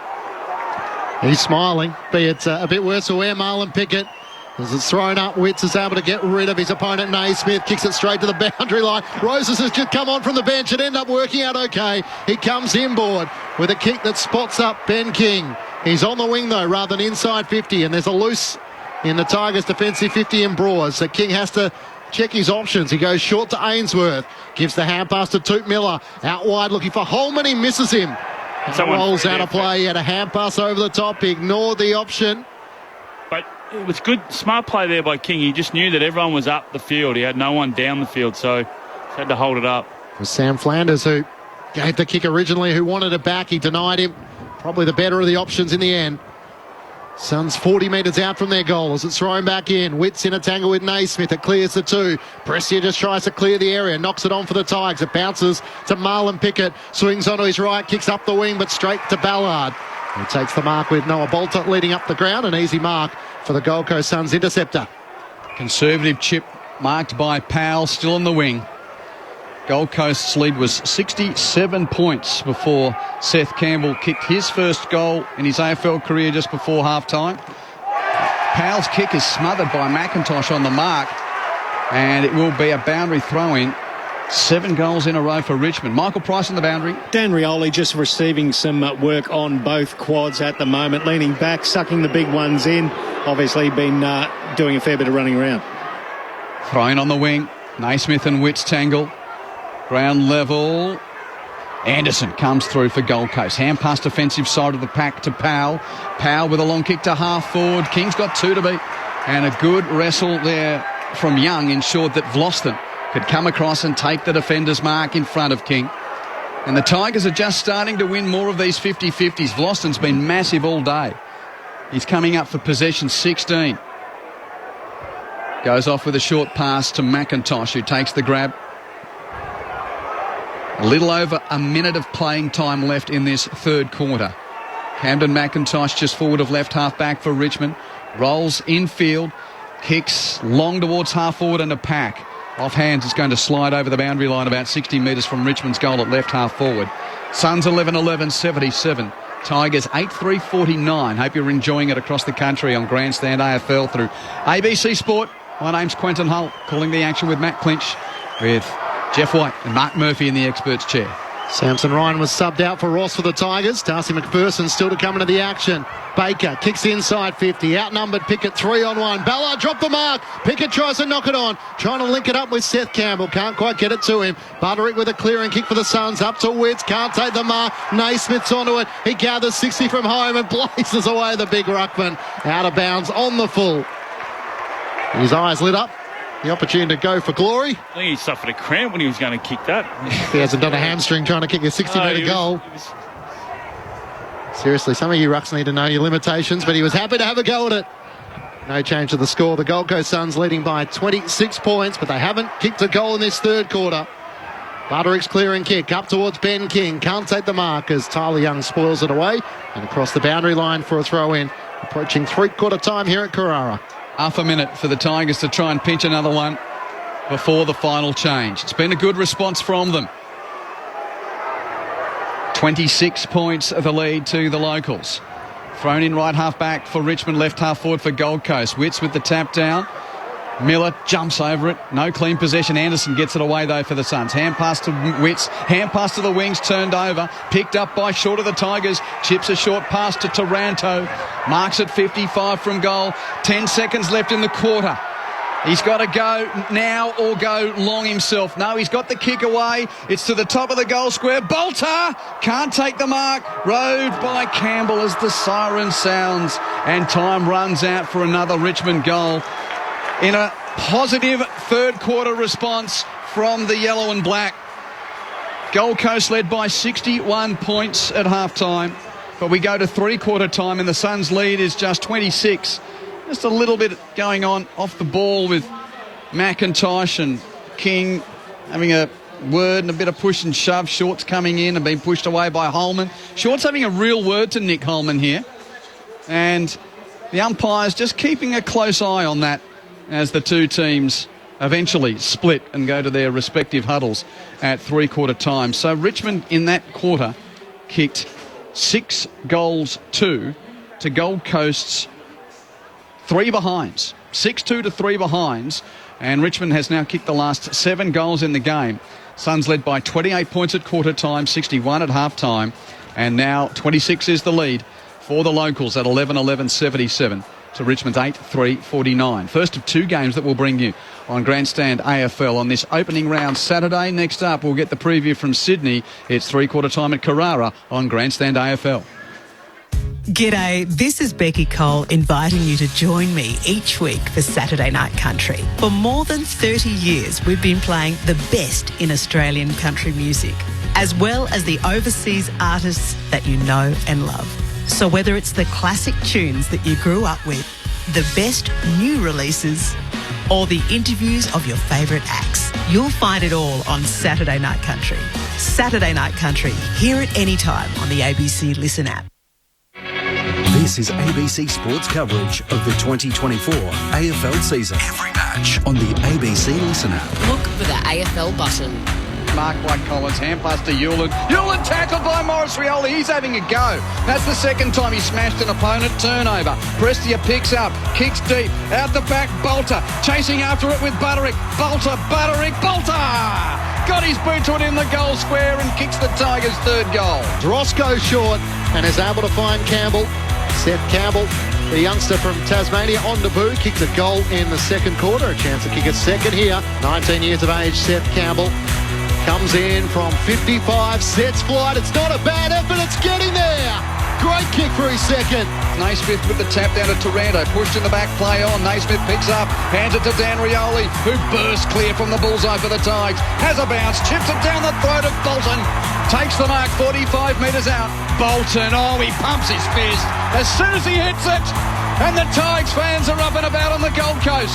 The 2024 AFL Premiership season. On your radio. ABC Sport Digital. And on the ABC Listen app. Quarter to play at Carrara, 26 points to lead to the Suns, but all the momentum is with the Tigers. More from Surfers Paradise in just a moment, but our next stop is a rematch of last year's pulsating preliminary final where the Magpies got into the granny by the barest of possible margins. A sellout at the showground for the Giants and the Magpies, Brett Sprigg. Hugh, those blockbusters at this venue are rare. Yes, the so-called showground for livestock, as it was described by Mason Cox. There's been all manner of banter around this. As you say, genuine rivals as well. Last year's preliminary finalists. Collingwood get their premiership defence underway against Adam Kingsley, and the Giants tipped to be a real force in his second year in charge. There are a couple of new faces as well. Firstly, for the home side, Harvey Thomas, a lively small forward taken at pick 59 in last year's draft. And for the Pies, Charlie Dean, a defender who was drafted a couple of years ago. Craig McRae said he would have debuted in round 1 of 2022. He's had persistent injuries since then. He gets his opportunity tonight. It is our second prelim final rematch of the weekend, as you say, Q. And if we get anything like we witnessed last night at the Gabba, then I think we're doing okay. Or indeed, much like last year's preliminary final as well, which the Pies prevailed by 1 point. I'll call the action alongside Ben Cameron, Mick Moldhouse, Callum Sinclair and Declan Byrne on the boundary. The Giants and the Pies coming your way next.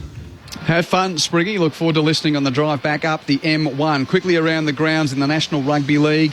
The first of two games that will be played today is at half-time. Parramatta lead Canterbury Bankstown by 14 points to 0. The Eels 14, the Bulldogs 0. Next up, it's the Titans and the Dragons. Big shout out to our listeners on the Gold Coast. You'll be going to Robina for the call of Des Hasler's first game in charge. In the Super Rugby today, the Druitt beat the Crusaders 20 points to 10. The Brumbies beat the Force 22 to 19. And into the second half, the Hurricanes lead the Blues in that all-Kiwi affair. Hurricanes 24 to the Blues 14. And in the Test match, New Zealand has a lead of 40 at stumps on day 2. The Black Caps to resume at 2 for 134. Quarter to play here. Richmond with the momentum, but Gold Coast with a 26-point advantage. Where to from here, gentlemen? Mark Murphy, Jeff White. Well, I think it just started from the basics, Richmond, and really the thing I was really impressed with was off the half-back line. They started winning not only the contest, but they started connecting with their foot skills. They started having some run-off, those players coming from the half-back line, and they started connecting inside forward 50. Yep. A few marks inside forward 50. Great defensive act from Rioli just to maintain the pressure, and they were able to then defend, get the ball back through the corridor and able to connect really well. So an impressive quarter from the Tigers, and that's what we wanted to see. Coming out of half-time, what's going to happen? Are they more scoreboard pressure from the Suns? But to the Tigers' credit, they came out and they got the game style going. That's the game style that we saw in the first practice match against the Demons. And that's where it was, the foot skills and the running off the half-back line. Yeah, you wanted to see intent, didn't you, after half-time? And they were really poor in that first half. They got outworked. They were out-hustled around the contest, but they got their hands dirty, and it was led by their leaders. Noah Bolter going through the middle of the ground, I think, was a really handy inclusion through the middle there, and just was his second, third efforts, and it just provided a bit of aggression through there, and then his midfielders started to lift on the back of that. So the question now is, can they do it again this final term? Final term underway. Gold Coast Suns leading by 26 points, and the bounce is going to be recalled as it flares out to the right. Who's winning? Anticlimax, isn't it, when the bounce doesn't go straight to start? Yeah, it's one for the argument to try and just throw it up. I think the Suns, they win from here. I think the Suns hold on, but... Whitson Naismith, it spills down the way of Tim Taranto, kicks inside 50. Noah Bolter sets himself, can't take the mark. Bolton can't gather, it's punched away by Ewlands. Towards the boundary line, it trickles end over end. Swooping onto it, it's gathered by Ross. Hand pass for the Tigers, inboard to Prestia. Looks inside the 50, needs a target, finds a target. And it's Seth Campbell on debut with a chance to go back and kick his third. He's shown a bit, this bloke, hasn't he? Just a bit of nice forward craft, running back towards goal. Understand that Prestia probably wanted him to come back to the leg and recognise that really early and just got an extra metre or two in his opponent. But they just worked harder towards that contest, got an outnumber, force the error, and then Prestia, you want the ball in your better ball user's hands when you are 50 to 70 out, and Prestia is one of those that they love having the balls in his hands in those areas. The boy from Tassie picked up in the rookie draft. No Tom Lynch, no Dustin Martin. Campbell comes in and drags it to the left, a minor score. And the margin is 25 points in the opening 90 seconds of this final term. With the Suns trying to hold on and the Tigers coming home with a charge. Powell short with a kick into Butterick in the left back pocket. Marks and kicks to left half back and hits the chest of Tom Berry. Got in front of Loston to take the grab, so an exit successful. That's a role they want him to play too, Q. Yeah, just shy of the wing. Berry with a short pass to his skipper, Took Miller. Coming up for possession, 20. Kicks all the way back inside defensive 50. Ballard marks, chips to Collins back in the right back pocket. Will he complete the switch to the Nerang River side? He does with a terrible tumbling punt. Ewland makes good of it on the half volley. Gathers for the Suns. Hand passes to Swallow. Tumbles it to attacking 50, but perched underneath. Young takes the mark for the Tigers. That was not an efficient transfer from the Suns. Young's kick is off the side of the boot to the wing. Met by Powell of Gold Coast. Runs around the tackle of Prestia. Kicks back to attacking 50. Over the head of King. In the pocket. Gathered by Ainsworth, who's tackled by Grimes. That's coming back. King free kick. Oh, King's getting a free kick. What was that for? Yeah, just in the back. He just didn't need to do it. The ball was probably going to travel over his head, over hands, but he was committed to the contact and unfortunately straight into the back of Ben King. Tyler Young, he's on the mark. It's good defence there from the Tigers. They were able to force that really weird kick inside forward 50. I didn't see much in that, but obviously the umpire saw something. Ben King's got 4 goals. 10 in from the boundary, right half forward. 47 metres out. Right foot kick. He's put it across the face. Pitches in the goal mouth. Play on. Picked up by Floston. Torpedoes it clear for the Tigers back to the middle of the ground. But Ewland's underneath it for the Suns. Marks. Plays on. Kicks it back from whence it came. A pancake punt, which is out of bounds on the full. And a free kick to Richmond in the right back pocket. And amongst the fans at the big screen end here at Carrara, sold out. Not sure it's sold out to the naked eyes. There's some seats on the far side of us in the sun, which look like they haven't been taken up upon. As Grimes got a shove as he received the short pass from Broad. No 50 metres given to the penalty from Humphreys with the shove. Grimes is hemmed up against the boundary line, looking for options across the wing. He pulls his kick for Ross, and that's out on the full. So maybe those swirly conditions have just picked up a little bit. Oh, free kick. Now Grimes has given a pushed down Humphrey, so this might be a downfield free kick. Yeah. As Fiorini was about to take it, he was 75 metres out from home. Instead, he wants the free kick. Now, so a 50-metre penalty has been paid rather than the downfield free kick. It was Grimes. Berry. Berry went up to him and then he threw him on the ground. So Berry was on and got pushed down. It's not his kick, it's Fiorini who's taken to only about 12 or 13 metres out. 45-degree angle. Looking for the Gold Coast Suns' first goal since the second quarter. The 25-minute mark of the term. Is it there? I was right in front of the umpire, so... It's just silly. just the reaction was just, a bit disappointing. Against the run of the tide, Braden Fiorini looking for the steadier for the Gold Coast Suns. He comes in and steers it through, puts through his second. And the Gold Coast Suns' first goal in the second half to extend it back out to a 31-point advantage after the Tigers had kicked 7 unanswered goals. Strange old game with the Gold Coast Suns at one stage kicking 11 unanswered goals through the first quarter and the second. But the Suns 12-11-83 to the Tigers 8-4-52. We played 5 minutes in the final term on ABC Sport. You with Jeff White and Mark Murphy. Yeah, it's a big challenge here for Richmond not to get too disheartened, because when you give away such a cheap free kick that leads to a direct goal as a result, you can get down. So it's really important here to have a really strong contest here to start this centre square bounce, get a clearance, get the ball going forward, because they're right in amongst this game. Really disappointing for a man of Grimes' experience as well. And he just had his hand on Berry's throat. So it's another shocking bounce. Call it back. Went straight to Witts. Naismith had no chance. They didn't call it back, but Witts has kicked it straight to Vlosten, almost with a guilty conscience. Vlosten marks at half back for Richmond. Kicks to the wing, off hands, roved by Ross. Hand pass to Morris Rioli, runs in field, palms away from Rowell. Hand pass goes to Taranto. Taranto from 60 kicks to the pocket. Bolter can't mark under pressure from Collins. Roves. Collins wraps him up in a tackle, and the big men force a neutral in the forward pocket. It's when the Tigers connect off the half-back line, Vlosten they get the ball inside forward 50 so quick. Yep. It's just that last bit connection, isn't it? Yeah, they just need that last bit. Ball up deep in the Tigers' attacking zone. Rowell underneath it. Gets boot to it despite the tackle of Prestia, but his clearing kick's marked by Broad. And Broad is 60 metres out for Richmond at left half forward. In a sliver of sunlight on what has been a gorgeous Gold Coast Saturday afternoon. Broad shields his eyes. Now kicks Richmond back to full forward. Kazicki flies. It goes over everyone's head and rolls the opposite side of the main stick for a point. That would have been some goal. As it is, it's a minor, and 5 goals neat is the margin at 12-11 to 8-5. Powell brings the Gold Coast Suns back into play. Yulin takes the mark hard against the boundary line in the left back pocket. Suns led by 67 points late in the second quarter. For the Tigers fight back in the second half. Yulin's high ball in the direction of Levi Casbolt. Gipkus worked his way to the front, spoils it down. Big collision. Thompson Dow coming one direction. Head clash. The other direction was Flanders. Both are getting to their feet, but it was a head clash, Jeff. Well, this is interesting. Both are up and moving, but both stayed down for a moment, testing the letter of the concussion protocol law. Ball's rumbled over the side. It's a hard one, because you certainly feel that players would obviously cop the hit and then want to just get straight back up as a natural reaction. So what does it out now? Have a look at that. And what did the Lions get in the AFLW Grand Final? They got a suspended fine for another one of those breaches where the scans weren't done properly, and the AFL's right onto it this week, of course. Well, they're onto it from now and forevermore. Back over the boundary line.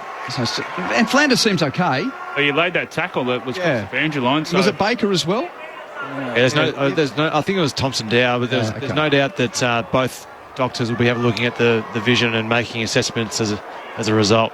Throw in with the Tigers are slightly in attack. Good tackle from Naismith. He's going to earn holding the ball here. Great hot. So Humphrey was trying to burst his way through the ruckman, didn't make an attempt to get rid of it. Naismith with the free kick. Hand passes to Banks. Banks kicks down the wing. Bolter flies and takes the mark just forward of the wing for the Tigers, who trail by 5 goals. He has Kazicki deep enough. He goes in that direction, comes out, got hands to it, can't hold on to the mark. Ballard spoils it down. Baker over the footy for the Tigers. Hand pass over his shoulder. Hopper, big tackle on Flanders. Another big collision. It spills to Miller. Clearing kick only as far as Vlosten. He thought he had the mark. Umpire waves play on, looks to play on, run down by Lukosius, dribbles off the boot, play on's the call. Ross gives it to Pickett, beautiful sidestep, one way then the other, around Powell and puts it out on the full. That Hopper's still down on his haunches. Yeah, winded, I think. reckon. Yeah. Pricey? Yes, mate. What was that you calling in? Yes, it was certainly. We're just going to have a sub for the Suns. Darcy McPherson is going to be coming on. Looks like Brandon Ellis is going to be sub. It was Tommy Dow and it was Sam Flanders. It was a head clash. Both paused, as you said, but both have been active in the action ever since. And the Suns have turned it over, exiting defence. Again, it's Broad with the intercept mark for Richmond. Just beyond his range, 60 metres from goal. He's been great since he got patched up. Broad sets it to the top of the goal mouth. Kazitsky's got the field to beat. Fisted towards the boundary line, roved by Ross. He tries to keep it in with a little hand pass and does. Suns there are plenty, though, to win the football. Fiorini with a hand pass to Powell. Powell hands it to Miller, and a rushed dump kick clears defence. Underneath, Floston couldn't mark. Humphrey with the spoil, but roving is Gibkiss for Richmond. Chips it to centre half forward. Bolter takes the mark. They're a long way back, the Tigers. They're winning the game at the moment, but boy, they've conceded a start. There's still 5 goals in arrears. Bolter from 60 gives it everything he's got. High to the goal square, a 2-on-2. Off hands, front of the pack. Flanders rose for the Suns. Hands it to Fiorini. Clearing kicks, gone straight to the opposition. And it's Hopper who's taken the mark 45 metres out. The pressure inside forward 50 for the Tigers is forcing those kicks from the Suns.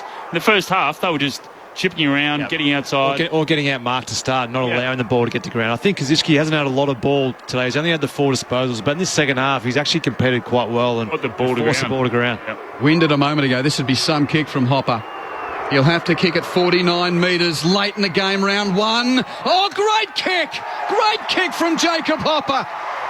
The Tigers are within 4 goals. And there's still 12 minutes on the game clock. Boy, that's a big moment goal. As mentioned, tired legs opening round. Winded a moment ago, and he's found enough to bang at 50 metres. That's his second. Richmond's kicked the last 9 goals in the game. No, my apologies. They've kicked 9 of the last 10 in the game. 9 of the last 10. Gold Coast 12-11-83. Richmond 9-5-57. Seems to me there was a big gap on the half back line or half forward line for Richmond. There's a big gap there. So now they've squashed that up. Broad's taken intercept marks. Vossen's been doing it all night, all day. So they're able to squash that up. Able to then force those rush kicks from the Suns. They're getting confidence because they're getting pressure at the source. When there's no pressure, it's hard to come forward and gobble up that space. Back into the middle, Bolter wins down the tap. Witts does the roving though. Hand pass to Rao and away to Toot Miller. A high ball to half forward. Ainsworth underneath. Short in front position, knocked it down. Charging through. Great work for the Suns. Hand pass comes out to Ainsworth. Fires towards goal. It's off the outside of the boot and it goes out of play. Up against the right behind post. Probably not a bad result. It's actually a win for the Suns. They like to stop plays inside their forward 50. So Brandon Ellis is the player who's been subbed off, and Darcy McPherson is into the action. He's involved in that passage of play there. Thrown back in. Suns deep in attack. Bolter up against Witts. Spills down towards Matt Rao. Can't get a disposal away initially. Now he breaks away from Vlosten. Trickles it towards the goal mouth. McIntosh is there. Gathers. Clearing kick up towards halfback. Brought down by Seth Campbell. It bounces out in front of McPherson and Pickett. Pickett gathers. McPherson lays the tackle. It goes out of play. Was it off the boot of Swallow? It was. Jaden Short was trying to make the case. And Seth Campbell will take the free kick at left half back for the Tigers, with the Suns leading by 24 points. Chips over the man on the mark to Jaden Short. He marks it at left half back for Richmond. The Tigers have shown something after they were 67 points down. Now just 4 goals the difference. Short from left half back with a long kick to the Nerang River wing. Beyond the pack it goes. Butterick first to meet it for Gold Coast. Hand passes to Powell from right half back. He kicks back to half forward for Gold Coast. King underneath it, can't mark. Ricochet favours Richmond. Hand pass to the middle of the ground. Oh, Hewland applies a strong tackle. Baker lost it, but the ricochet to Dan Rioli. Kicks to Morris. At half forward, Morris Rioli front on contact. No. Great spoil there from the Gold Coast defender in Fiorini. And he clears left half back with a kick to the wing. Lukosius takes the mark. Kicks infield to Flanders. Flanders marks and holds up. And the Suns happy to take their time here and to slow the momentum of the game, holding a 4-goal lead. Flanders with a short pass to the unmarked Lukosius on the sponsor's logo, right on the wing, just beyond the centre square. He played on, had to get around Morris Rioli Jr. and then bangs it long towards Holman, who comes out, can't take the mark. Spoiled down front and centre's Casbolt, can't get boots the ball. He tried to sock it off the ground in the end. It's cleared by Gibkiss to the back pocket, banks under pressure. Hand pass picked off by Holman, but he's taken out of play. And a boundary thrown in the left forward pocket for the Gold Coast Suns. They lead by 24 points. The Tigers have challenged with 8 of the last 9 goals of the match. Damien Hardwick shown on the big screen once more, and the boos ring out from the Tiger Army, who's travelled north to Carrara. Casbolt takes out Naismith. Both ruckmen out of it. Umpire's going to pay a free kick. It'll be a Richmond free kick. Hopper wants to take the advantage. It won't be allowed. And it will come back to Sam Naismith. Well, he's got through his first game in a long, long time, Sam Naismith. One of the stories of the off-season, getting another chance at Tigerland. Chips the pass to centre half back. Broad takes the mark. Bad kick from Broad to the middle of the ground. Miss hits it. Gives Swallow a chance for Gold Coast to pick up and does. Hands it to Roses. Roses' hand pass is stolen and injected back to half forward for Richmond. Target was Pickett. That was off the boot of Young, but an intercept mark taken by Powell. There's just been some great one-on-one contests in these few moments. Powell kicks laterally to left half back. Butterick takes the mark. Kicks down the line, marked by Sexton. Just defensive side of the wing. Hand passes to Butterick, who had run on. Gathers on halfway. Kicks it around the boundary line, looking for Humphrey at half forward, but he's outmarked by Jaden Short. And the Tigers have got it through the services of Short at right half back. Chips over the man on the mark to Banks. Another of these young Tasmanians in the Tigers team. About 9 minutes of playing time left. 4 goals the lead to Gold Coast. Banks with a miss-hit kick towards the wing. Hopper gathers on the half valley. He's tackled. Hand pass ineffective. Stolen by Rowell of the Suns on the wing. His kick towards left half forwards. A bit of a poker. Stays in the field of play though near the boundary.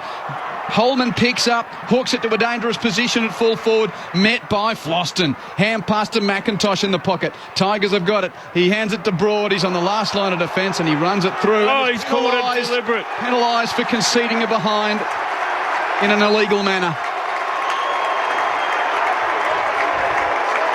And it's going to be a free kick to Roses of the Suns, but because he went through between the goal and behind post, it's a very tough angle to the right for Mal Roses. So Nathan Broad, and all his experience, gives away the free kick, and Roses runs around, snaps on his left, and that's probably enough to bank Hardwick's first premiership points as Suns coach. A third goal for Mal Roses.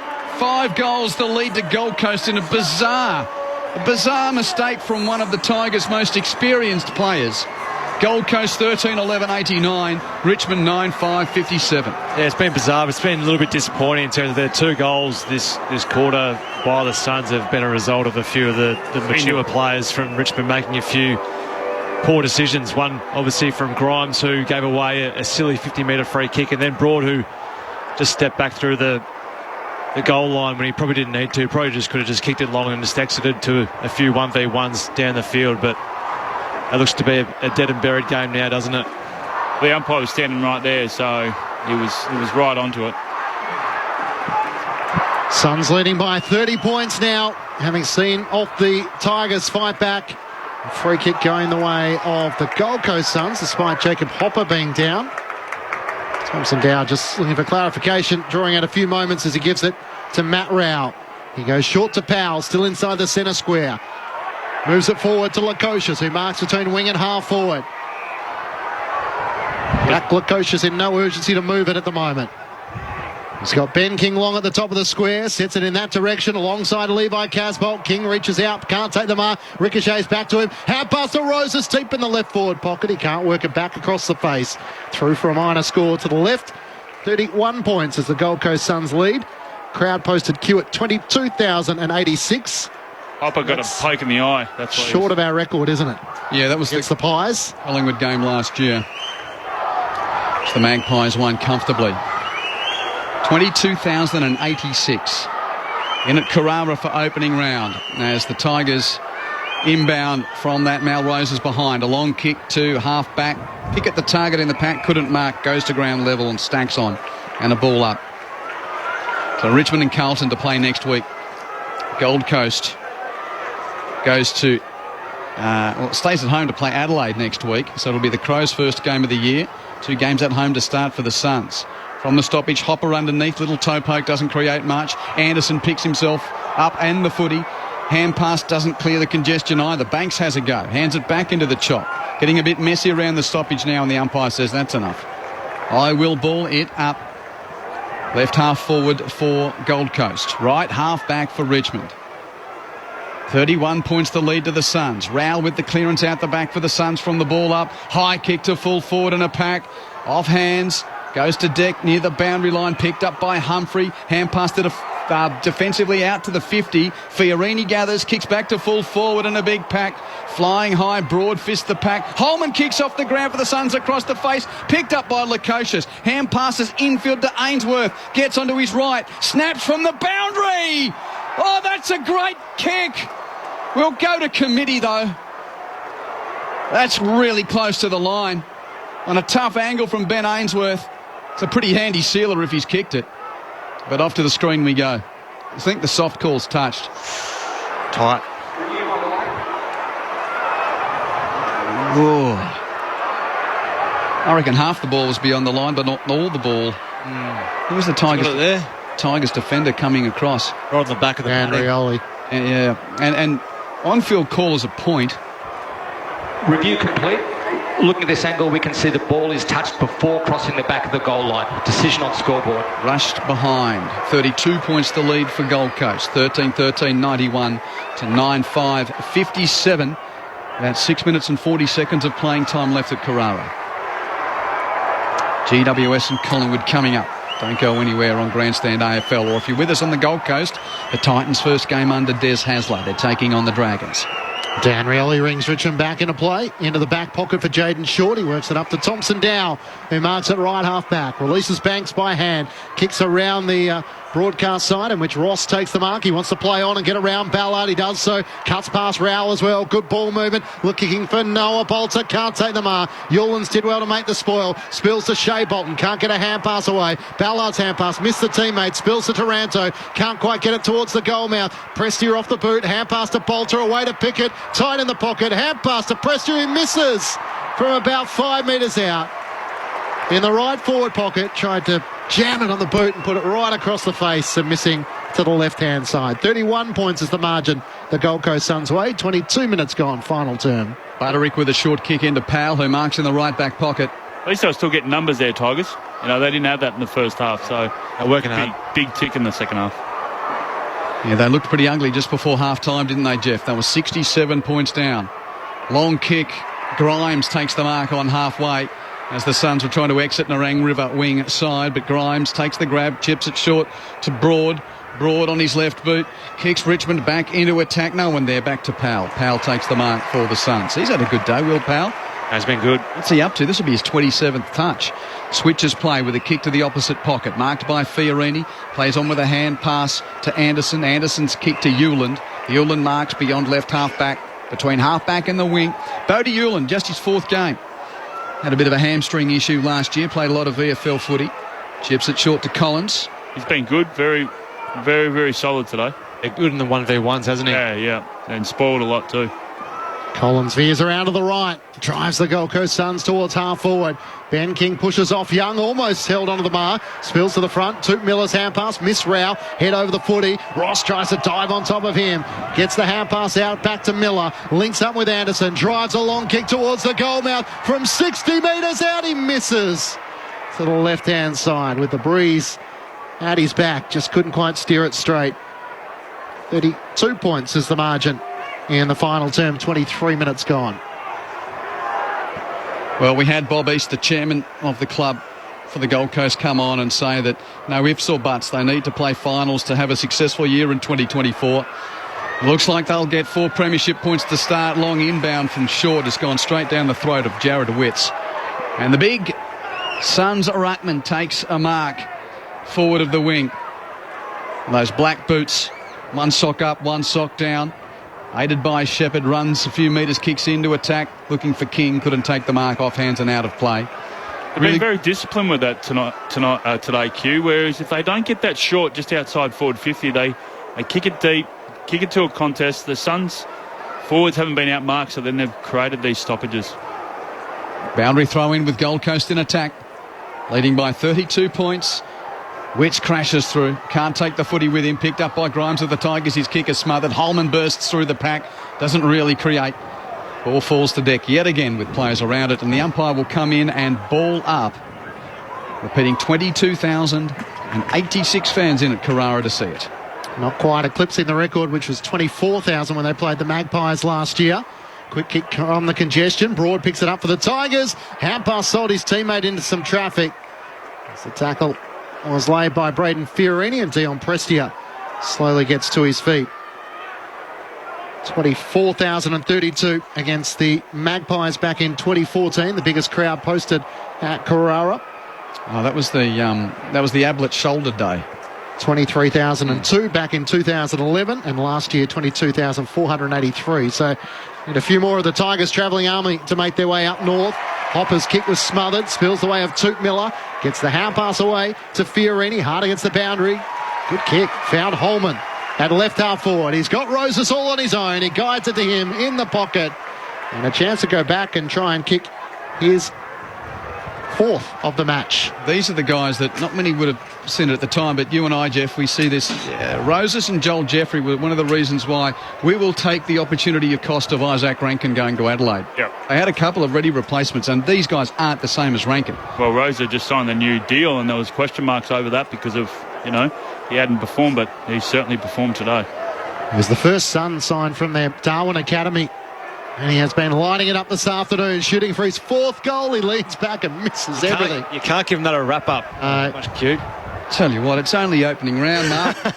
Having 2 points. Haven't lost touch over the summer. Long inbound from Broad. No one on the end of it. Tap from Collins of the Suns to Fiorini. Hand pass to Swallow from 70. Torps it inside 50. Lukosius on the bottom of it. Couldn't take the mark. Nice ball from Broad over the boundary line for a throw in. Who do you reckon between the Giants and the Pies later on, by the way, Mark? I think the Giants. Yeah, it's a tough ground to play at when you're not used to playing out there. It's very, very wide and expansive, and the Giants just, they were stiff last year not to get over the Pies, weren't they, in that prelim? It's a salivator coming up next. Don't worry, Jeff, I'll get to you in a moment. Rowell underneath the stoppage from 50. Hacks it for the Suns back to the top of the goalmouth. King came out of the pack. Couldn't take the mark. Holman, a chance in the pocket. Couldn't pick it up. Rushed through for a point. 33 points the lead to the Suns. Jeff, what do you reckon? I think the Giants, but I think it's going to be a cracking game. Rich bringing the team to bring it to you shortly. Sorry, Clinchy. It's okay. Brings the Tigers back into play. Jacob Hopper takes the mark. Is the traffic on the M1 normally as bad on the way home as the way down here? Now to the car park's the problem. Okay, we'll get to listen to our team. The Sydney Showgrounds, kicks towards Bolter, can't take the mark, spills down to Baker, kicks across the ground in the direction of Marlon Pickett, tries to gather, good chase from McPherson, laid the tackle, still got the hand pass away to Banks, kicks up towards half forward, down low for Campbell, he and Yulin batting. Yulin dives on the footy. Campbell lays the tackle. Great contest which took place. Powell's there to offer some support. Gathers it right half back. Works it around the outer side to Lukosius. They've got options aplenty. Holman's all free on his own at right half forward. Takes the mark. King wants it deep as he goes in that direction. He marks on his chest in the right forward pocket. And Ben King with a chance to finish on a high and go back and kick his fifth, having not kicked a goal since half time. They just run out of legs, the Tigers, after that fight back in the third quarter. And young Bodie Uland, is that his? Uland. And impressive, hasn't he? He won another 1v1 down there, and then it was Will Powell, who was seen on numerous occasions today, take the ground in front of him and use his legs. Beautiful ball user. Kick 5 on a couple of occasions last year. Ben King deep in the right forward pocket, looking to finish with class. He comes in and drives it through the middle. The Suns with 3-1 in the final term to close out a 39-point advantage, 14-15-99 to the Tigers 9-6-60. After the Tigers put in 6-0 in the third term to get back within 24 points, but the Suns were able to steady and heading towards their first win under new coach Damien Hardwick. Good to see him kick nearly close to 100 too.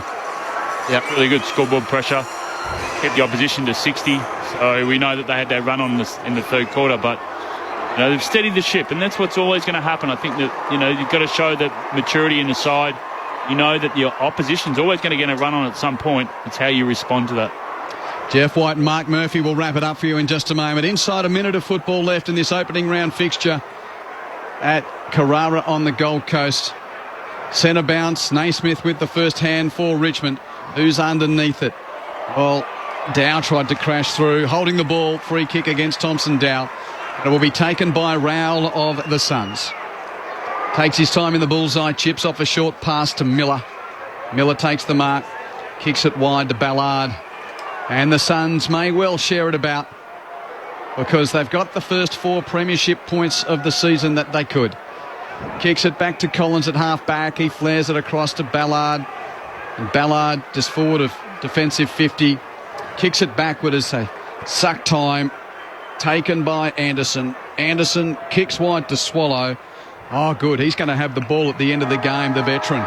And the new era at Gold Coast under Damien Hardwick begins with a victory over Richmond. 39 points is the final margin. Suns 14-15-99. Tigers 9-6, 58. The bugle sounds on the coast. We are the sons of the Gold Coast sky. We are one in the red, gold and blue. We are the mighty Gold Coast Suns. We play to win the flag for you. Fight, fight, fight till we hold on the top. Run, run, run all the way. Hey! We are the sons of the Gold Coast sky. We're the team who never say die. So it went like this. Richmond kicked the first goal. Gold Coast kicked the next 11. Led by 67 points just before half-time. But then the Tigers kicked the next 8 goals.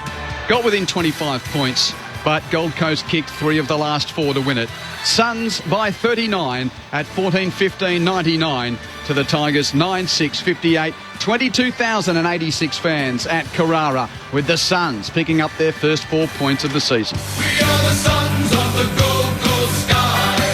We are one in the red, gold and blue. We are the mighty Gold Coast Suns. We play to win the flag for you. Fight, fight, fight till we hold on the top. Run, run, run all the way. Hey! We are the sons of the Gold Coast sky. We're the team who never say die. Hey! 14-15-99 beats 9-6-60. 9-6-60. The Tigers 39 the margin. 5 goals for Ben King. Oh, hold on. Getting fireworks from the top of the big screen at the northern end. Which way's the wind going, Clinchy? To the scoreboard end. It's going. All I know, my dog wouldn't like that. He'd be barking his head off right now. 5 goals for Ben King, 3 goals for Mel Roses, 3 goals for Jack Lukosius, 2 goals for Braden Friorini, and a goal as well for Nick Holman. While for Richmond, Shea Bolton kicked 3, 2 for Seth Campbell on debut. That was a good story for the 19-year-old Tasmanian. A couple for Jacob Hopper as well, and Noah Bolter and Marlon Pickett kicked single goals. 28 at quarter time was the margin for Gold Coast, 61 at half time, 26 at three-quarter time, and 39 as it ends. Players exchange pleasantries, and the story of the game broken down by our 2 number 1 draft picks, Mark Murphy and Jeff White. Well, it was a game of momentum, wasn't it? And we saw that last night, where you've got to make the opportunities count when you do have momentum on your side. And other than that first goal that Shea Bolton kicked, it was all the Gold Coast Suns for the first half, and then the competition's so even where sides are going to get a run on at some point, and they had momentum on their side in the third quarter. Richmond, they got back to basics. They were hard around the contest, worked really hard to try and provide options for one another, and got themselves back into the game. And then probably a few little errors on the defensive end for Richmond gave away a few easy free kicks that just let Gold Coast really capitalise on the game. And other than probably 30 minutes of football, the Suns have been really impressed by the way in which they went about it. So I think they'll learn some lessons about where they went to in that third quarter when Richmond started to come at them. But at the same time too, Richmond can not be pleased with their effort. They were very disappointed in that first half, but I think Adam Muzay would be happy by the way in which they responded in that third quarter. They're a proud group. They've got some young guys there who are new to the system, and obviously everyone's new to the system, but new to the footy club in terms of getting opportunities. So I think they fought it out quite admirably, but that first half just wasn't good enough, and they'll go back and have a look at why they weren't quite good enough. And I think their contest work was a big part of that, and their work rate, but they certainly were able to respond after half-time. But first good game for Damien Hardwick and his Suns. Yeah, it was an impressive outing from the Suns, particularly in that first half. But with Richmond, they've got to, even that first practice match, I know it's just a practice match, but it was only 3 weeks ago where, they let Melbourne kick 5 goals to zip in that first quarter. So there's that run on. They've got to there's got to be a point where Ooze goes to the club or goes to the players, hey, look, if someone's got to run on 2 or 3 goals in a row, slow the momentum down. They did that a little bit at the end of the second quarter, which actually allowed them to go into the third quarter with going back to basics, winning those one-on-one contests, and they're able to use the ball. And they play really fast footy. You know, they get their kicking game right. They scored 6 goals in that third quarter, was it? They were carving up. It was a totally different side, wasn't it? Yep. And they carved up the defensive structure that we had praised the Suns in the first half. Their structure was set up really, really sound. But the Suns, they held on. They showed maturity. They finished it off in that last quarter. And, they're going to learn from that. Look, it's the first game of the year. You're going to have, things are not going to go to plan. You're going to have teams get on a bit of a roll. You're going to get on a bit of a roll. So it's a bit of a merry-go-round to try and get that right. Interesting thing. Sorry, Q, by 28 points at quarter time. After Richmond kicked the first goal of the match, it was 5-1 in the opening quarter. And the Suns kicked 11 goals on the trot, led by 67 points just ahead of half-time. Then Richmond kicked 6-0 in the third quarter before the Suns were able to finish in style with 3-1 in the final term. Just some context for your votes. Matt Rowell had 20 clearances for the match. So I'm led to believe that's right up there in terms of the records. According to 6 contested possessions. Wow. Max Lachlan, courtesy of Fox Sports, he's got Paul Salmon having had the most clearances in a game, 22 back in 1998 against North Melbourne, and Matt Rowell in second position, Murph, with 20 today. Wow. Big Paul Salmon. Who would have thought that? Hawthorn days. Hawthorn days as a ruckman. Yep. Obviously just grabbed it out of the ruck at every opportunity. That's been playing on midfielder. But yeah, what a performance from Matty Rowell. It's that's pretty special numbers to go and have 20 clearances, and he's just hunt around the contest. It's not all just bruteness.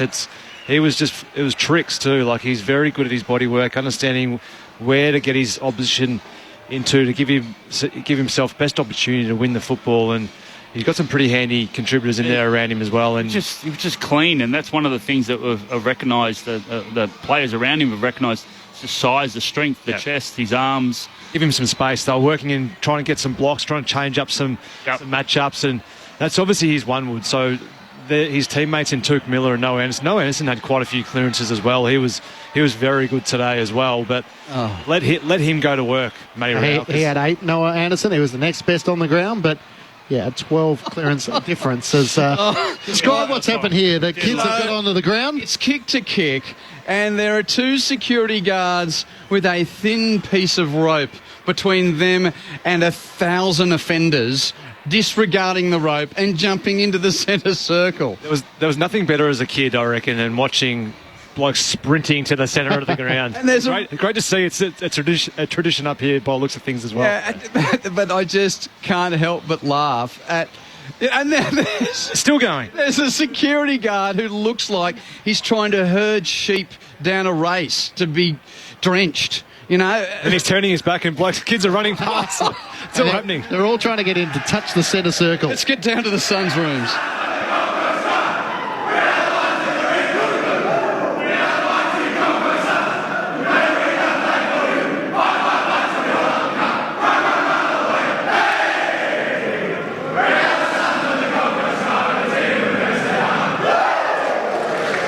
On you, Michael Price. You're with us there, Pricey. Sorry, we got distracted by the charge of Mike McGlade. What's it look like down there? As you'd predict, there's a sea of very, very smiling Suns faces here. The players were greeted with absolute rock star applause, and they tried to get Dimmer into the circle. He smiled, he shook his head, and basically looked at him and said, "This is up to you, boys." And a celebrationary tone, obviously, in here. Very, very big smiles on everybody, including Bob East as well, and all of the executive. Very happy people. Well, stay close. We've got about 10 minutes before the majority of you will head to the showground for Greater Western Sydney versus Collingwood. And just to set the tone, we've got a little WhatsApp group going which keeps everyone in touch here on ABC Sport. And Big Mason Cox, sort of pokes fun at the showground in Sydney, being for livestock during the Easter show.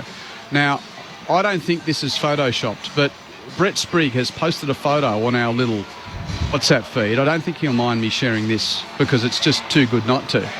There is a cardboard cutout of Mason Cox standing out of a petting zoo.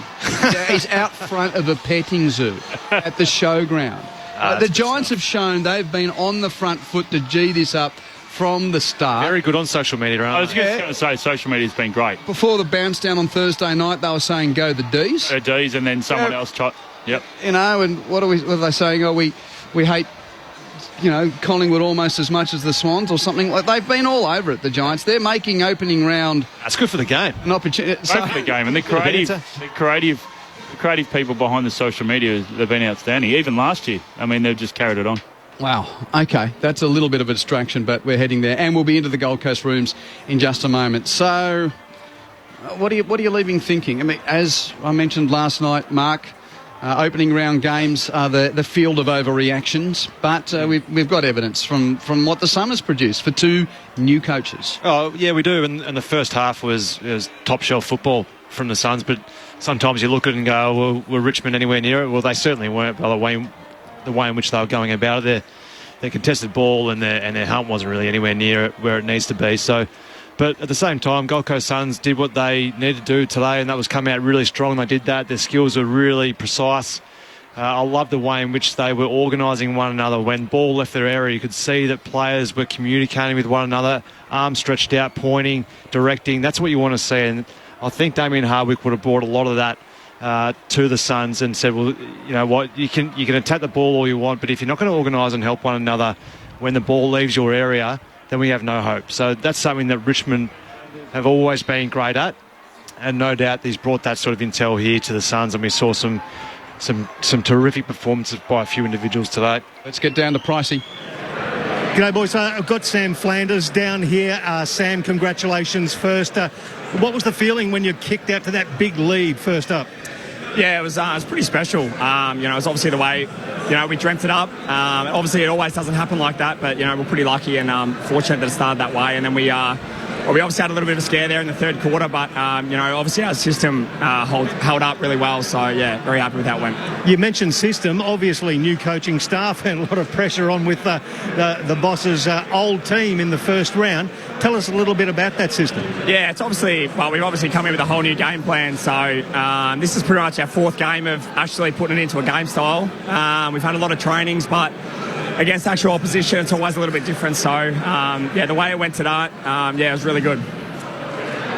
You're going to be talking to Quentin Hull, Jeff White, Matt Clinch and Mark Murphy. Boys, you got questions for Sam Flanders? Of course. Congratulations, Sam. I'm just wondering, at the start of a new era, the boys get together, come to the rooms today. Who were the voices? What was it like in the hour or so before the opening bounce? Yeah, obviously, as I sort of said before, it's a new game style. Obviously, the last 2 weeks probably didn't go the way we wanted, so obviously there's a lot of nerves. But yeah, couldn't be more happy with the boys, how we started off with our game style, and obviously we brought our intent, and the system is always going to stand up. You must be pretty happy. This time last year, you're wondering whether you were going to get a game. And now you've got a new coach and a contract through to 2027, Sam. What's the feeling for you compared to 12 months ago? Yeah, it's obviously night and day difference. Just as soon as Timmer came in, he just gave me the belief and the confidence. And all the coaches as well. So obviously we've got Sean Grigg, who's coming as a new midfield coach, and he's given me nothing but belief and confidence. So yeah, it's night and day difference. So couldn't be happier. Hey Sam, it's Jeff White here. How's the golf swing going? It's improving. I've seen you at the range a few times, mate. It looks good. One of the things I loved tonight was that when you had Witts come off, you had Lukosius take the stop plays, and then you have big Casbolt behind the play. Is it something that Grigg, or has that come from Damien Hardwick? Where is that sort of philosophy? I thought it worked really outstanding tonight. Yeah, it worked really well. It's obviously just come from Dimmer. Obviously the game's changed and everyone needs to be versatile. We're just throwing a few things around. And the boys adapted really well to it. So, it's really good. You all right down there? Yeah, I lost my voice in the first quarter. By the way, Jeff's been kind. I'm going to call you a burglar. You had 46 points playing off 21 at Royal Pines during the week. Yeah, I had a few comments the next day. Sam, I sent him the score. I sent him the leaderboard. Jeff's a member, and he sent me a screenshot, Sam, so you've been busted. You beat Nick Holman, who had 42 points, playing off 18. It's just unlucky. got to hit them better. What's it like down there? A lot of hangers-on round one, lots of new people around. Gee, the pressure's on the club to do something this year. Yeah, there's a lot. Well, there's external pressure, but in the four walls, we know what we want to achieve. I think we've come out and said that openly. And after tonight, I think it's pretty strong belief in the group that we can achieve that. Well, I'm going to let you. I'm going to let you go because you can hardly talk. I'm thinking as a golfer, I should keep you talking because you've had 46 points to 21, and you should be punished for that. Well, handicap's dropped a fair bit, so I doubt that'll happen next week. Yeah, thanks for your time, Sam. Well played. Awesome, thanks guys. Cheers. Yeah. So that inside intel coming from Royal Pines member Jeff White, who sent me Can't get away with much, can you? Screenshot during the week. By the way, Nick Holman had. The full leaderboard there is unreal what they sent you. Yeah. So it was the full list of the players that played today. Wednesday comp at Royal Pines. Flanders 46 points, Holman 42 points, Ben Ainsworth 42 points, Sean Lemons 40 points. Took Miller was there too. Took Miller plays off 6 and he had 38 Yeah, there was Ed Moore, guy who plays in the reserve. So yeah, it was a good list, good leaderboard. And you haven't had a swing for? I haven't had a swing. No, because you can see why they're taking all the points. Okay, let's straighten up a bit. Gold Coast 39-point victors here. So Richmond have got a front up against the Blues on Thursday night, Mark. You know that game. You know what it's like. It's a bit different because they both had a hit out before it. But how much do we read into what you've seen last night and tonight for that game, for those two teams? Oh, look, I think if Richmond bring what they did in that third quarter and they can do...